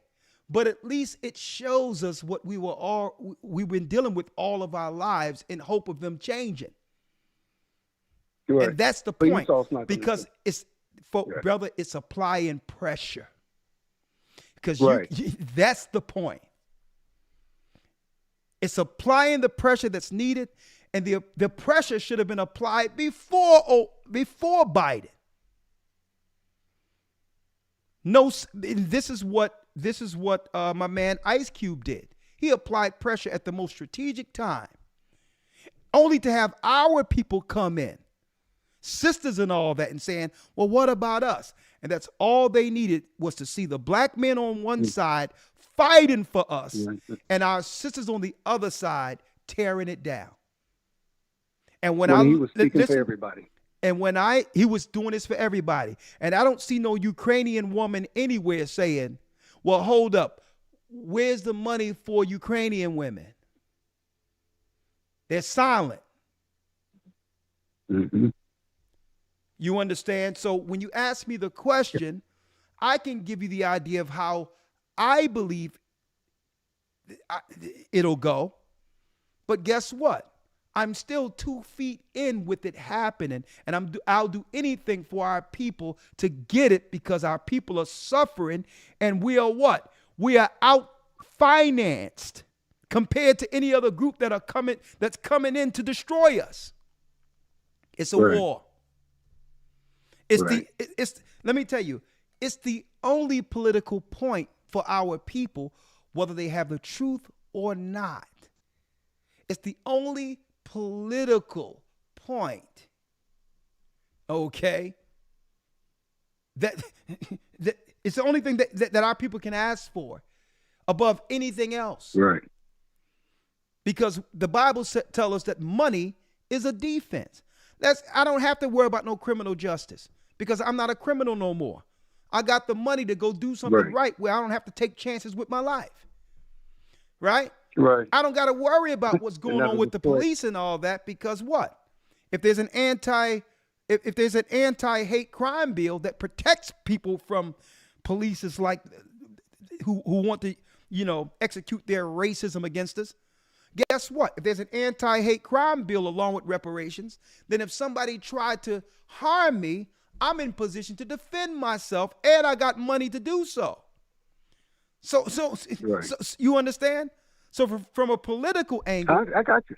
So I'm telling you, if this was his politics, based on all the money they've given everyone else, the only way to fight this war would be if they were to give that money to our people too. Correct. But they're using blackface to tell us that just having a man or a woman as a symbol is good enough while giving everyone else the money. You got it? Wow. That's the problem. That's the problem. All right? Thank you, my brother. Appreciate the lesson, my brother. Thank you, my brother. Bless you. All right, shalom.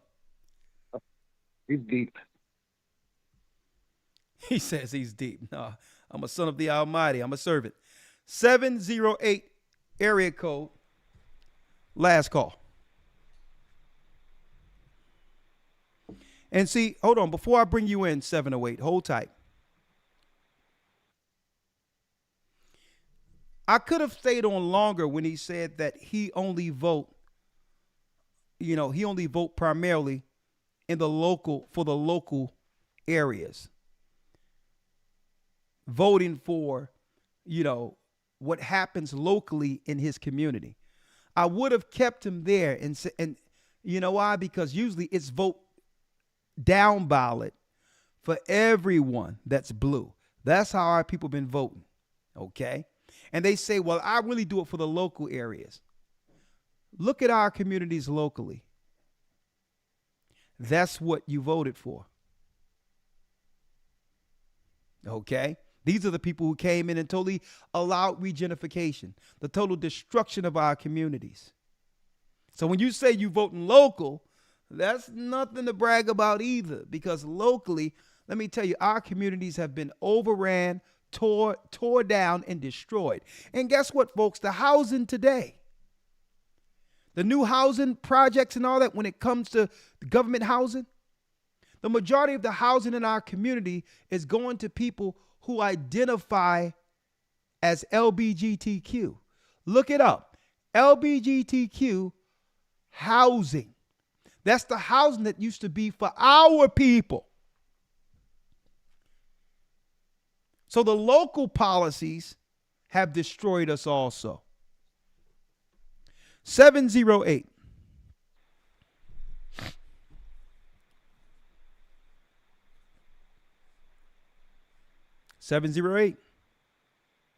Elder Ricard, I thought he was going to make things better for us. Exactly. That's what most of our people thought. If anyone could relate to the disparity and the racism that we've experienced to come with some level of solution, the majority of us, well, not me, because I seen him coming, right? Because he came out of nowhere. The majority of the people thought Obama could relate. And our people started thinking, well, he can't do everything, but he's going to do something. he did absolutely nothing. A matter of fact, he did more than nothing. Folks, he set the foundation for us to be utterly displaced and destroyed. 909 area code. And I told people, let me tell you, I brought out that scripture years ago, and they're like, oh, you were talking about that Antichrist spirit. Hold on, sister. You were talking about that Antichrist spirit. Yeah, Obama's not in office anymore, huh? Yeah, so what happened to that? Folks, Obama never left. Right now, America is under an Obama administration. 909 area code. Last call for this evening. Shalom, Elder. Shalom, sister. How are you? Hi, this is Tanisha. Good. I'm calling from Victorville, California. I'm so happy I got through. This is my first time calling through. How you doing, sister? Bless you. I just want to, good. I'm in the classes and I'm learning a lot. Thank you. Give all praises to the Most High for guiding me. I was asking the Most High to guide me in the right direction. I had been placing some, pieces on the chessboard, seeing how things are being moved in government. I just want to elaborate on this whole reparations, to Ukraine. I was paying attention to the Super Bowl, and I'm sure you also were paying attention to the events.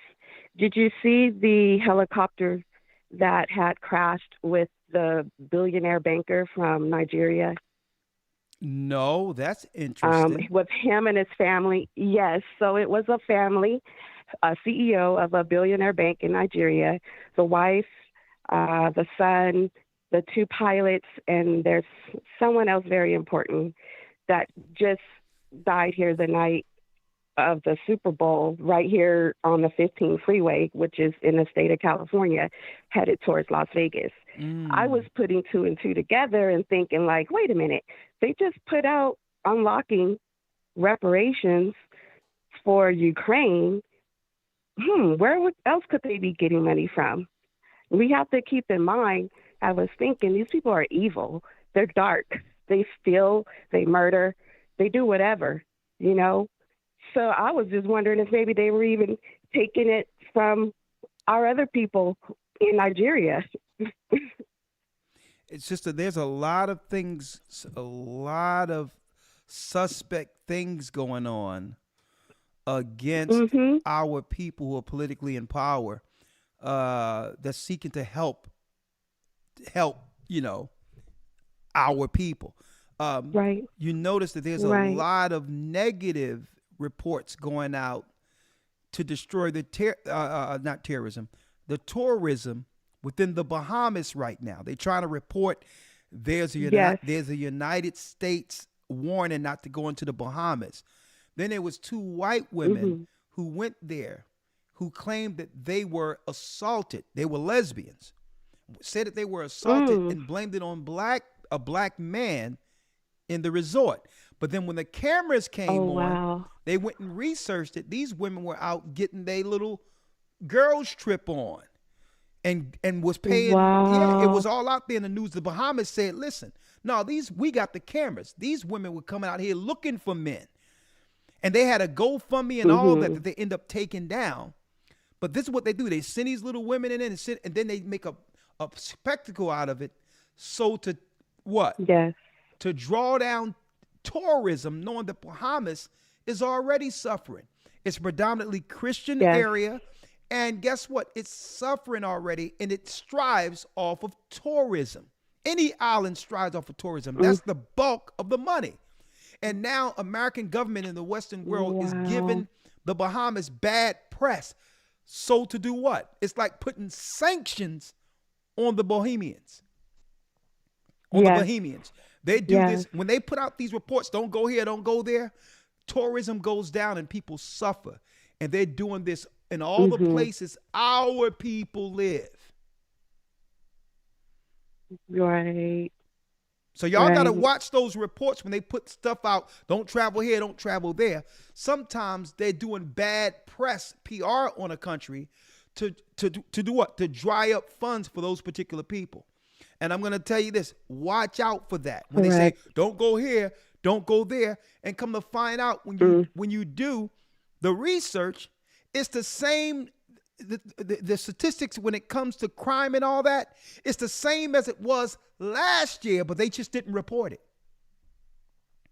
Right. So if the same number of people died last year during this time, why are you reporting it as a scare today if it isn't political?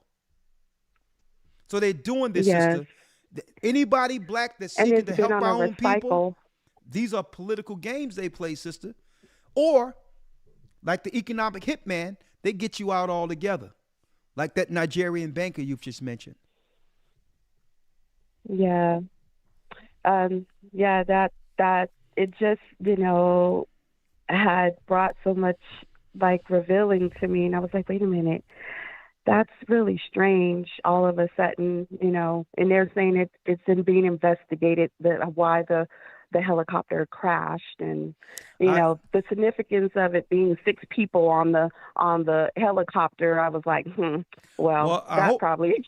Well, sister, I hope the investigator ain't the same person who's looking into the tunnels that was in Brooklyn, that they call the Jew tunnels, with the mattress. I hope that's not the same investigator, because I haven't heard anything about that. I'm a matter of fact, I need to make a U-turn and go back to that story and wonder and get some information on why it's so quiet now. So, but I digress. They did. They just kind of swept it under the rug. Yeah. All right. But let me ask you this before you go, sister, just to let you go. Yes. Our people have been through so much, and the last hope we had was Obama, and we thought that at least something would change. Have our people learned anything yet? If anything, or are they going to fall for the same thing again if they roll out Michelle Obama? What say you?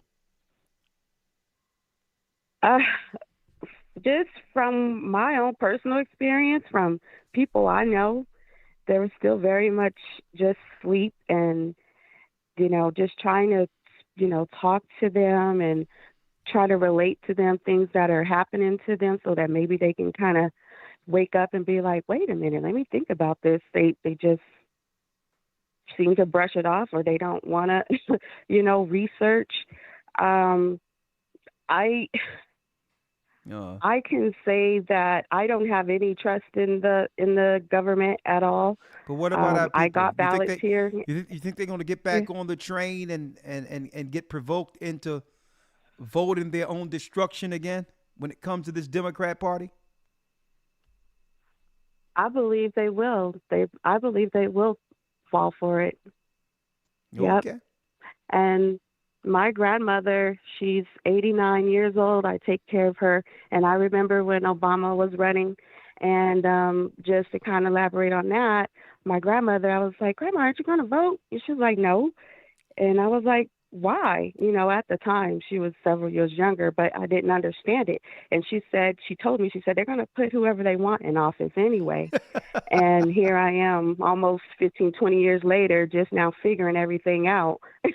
Lord bless her soul. And still to this day, yes, she still believes in that same. She's just like, no, that she doesn't trust in the government. And I can see why now. Yeah. Well, hopefully I voted, but you voted my for eyes who? wasn't open then. I had voted for Obama. Okay. Yeah, with false intentions, believing that he would make change for the people and having hope of having a black president. But once again, I was not in the word like I should have been. I was very lukewarm. My mom was teaching me, trying to get me close to the truth, but I was still asleep. So okay. I just praise the Most High that I'm now more mature. I've grown.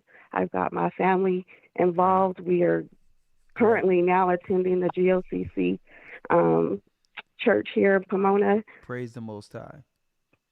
Well, sister, Yes. sister, bless you. Welcome to the awakening. Shalom. Shalom. All right. Shalom. Shalom. Thank you, Elder. All Bye-bye. right. Okay. I didn't have a chance to show it today. I'll show it Friday. Brother Lamont Fountain, who came on, man of gun, concerning, let's get it here. Do I have it here? Concerning the echoes of the Ramapo. Let me give that to y'all. One second.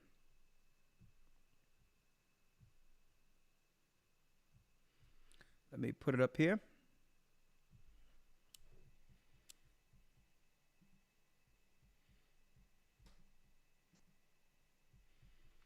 Echoes of the Ramapo. Right? As you can see, the pilot is done. The pilot is done for Echoes of the Ramapo. Like I said, y'all started donating and helping. Right now, the GoFundMe is at what? Let's see. Is there a number there?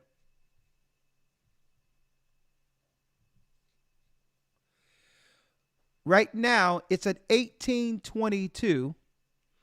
Echoes of the Ramapo. Right?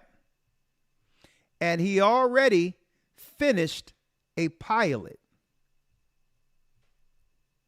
Right? From contact, the Ramapo people covered a fairly large area of territory. Of course, we didn't call ourselves the Ramapo, we just called ourselves Lenape. The land that we covered was from the Raritan River in New Jersey, eastern Pennsylvania, in New York up to around Albany, in Connecticut, close to the Connecticut River. A tale of resistance, struggle, and unyielding spirit of Muncie Ramapo tribe. Here amidst the ancient hills and valleys, the Turtle Clan has Echoes of the Ramapo. Ford Motors was dumping all types of stuff on them, and now a documentary will soon reveal this evil against the tribe of Gad. In the chat is the link. I'm going to show the full trailer this coming Friday. Do me a favor, if you haven't contributed to this, we want to make this a big production. Please click the link and go there and check out the trailers. I'm going to do a more detailed video on this soon to see where we have gone. Right now, we're at $1,820, and we have a long way to go. But we have to bring this. Don't forget, this is going to be on the big screen or on one of the serious streaming platforms. So this is going to resonate, and the government and others have been trying to keep this silent. I'm behind this 100%. Please go and help with this campaign. Already the trailer is done, and we're going to, and soon it'll be going into full production once it hit a certain number. Okay. With that, thank you, other lawyer. Thank you, brothers and sisters. This concludes our program for today, this evening. America's Babylon's final administration. Stay prayed up, sin not. We will soon see Zion. And keep in mind, the Most High is calling back the children of Israel. That's right. We're the Israelites. We believe in Christ in the name of Yeshua, and we're back. The Arabs and Africans told us at gunpoint. Together our wives and children that sold us. Thank you for using Blog Talk Radio. Goodbye. These great ships we traveled in fear. By the rivers of Babylon we found our brothers here. Together us in Colombia, Reuben from Australia, Issachar, the Mexicans, highest gathering is right now. Judah, the Negroes, Benjamin, the West Indians, Levi, the Haitians, highest gathering is right now.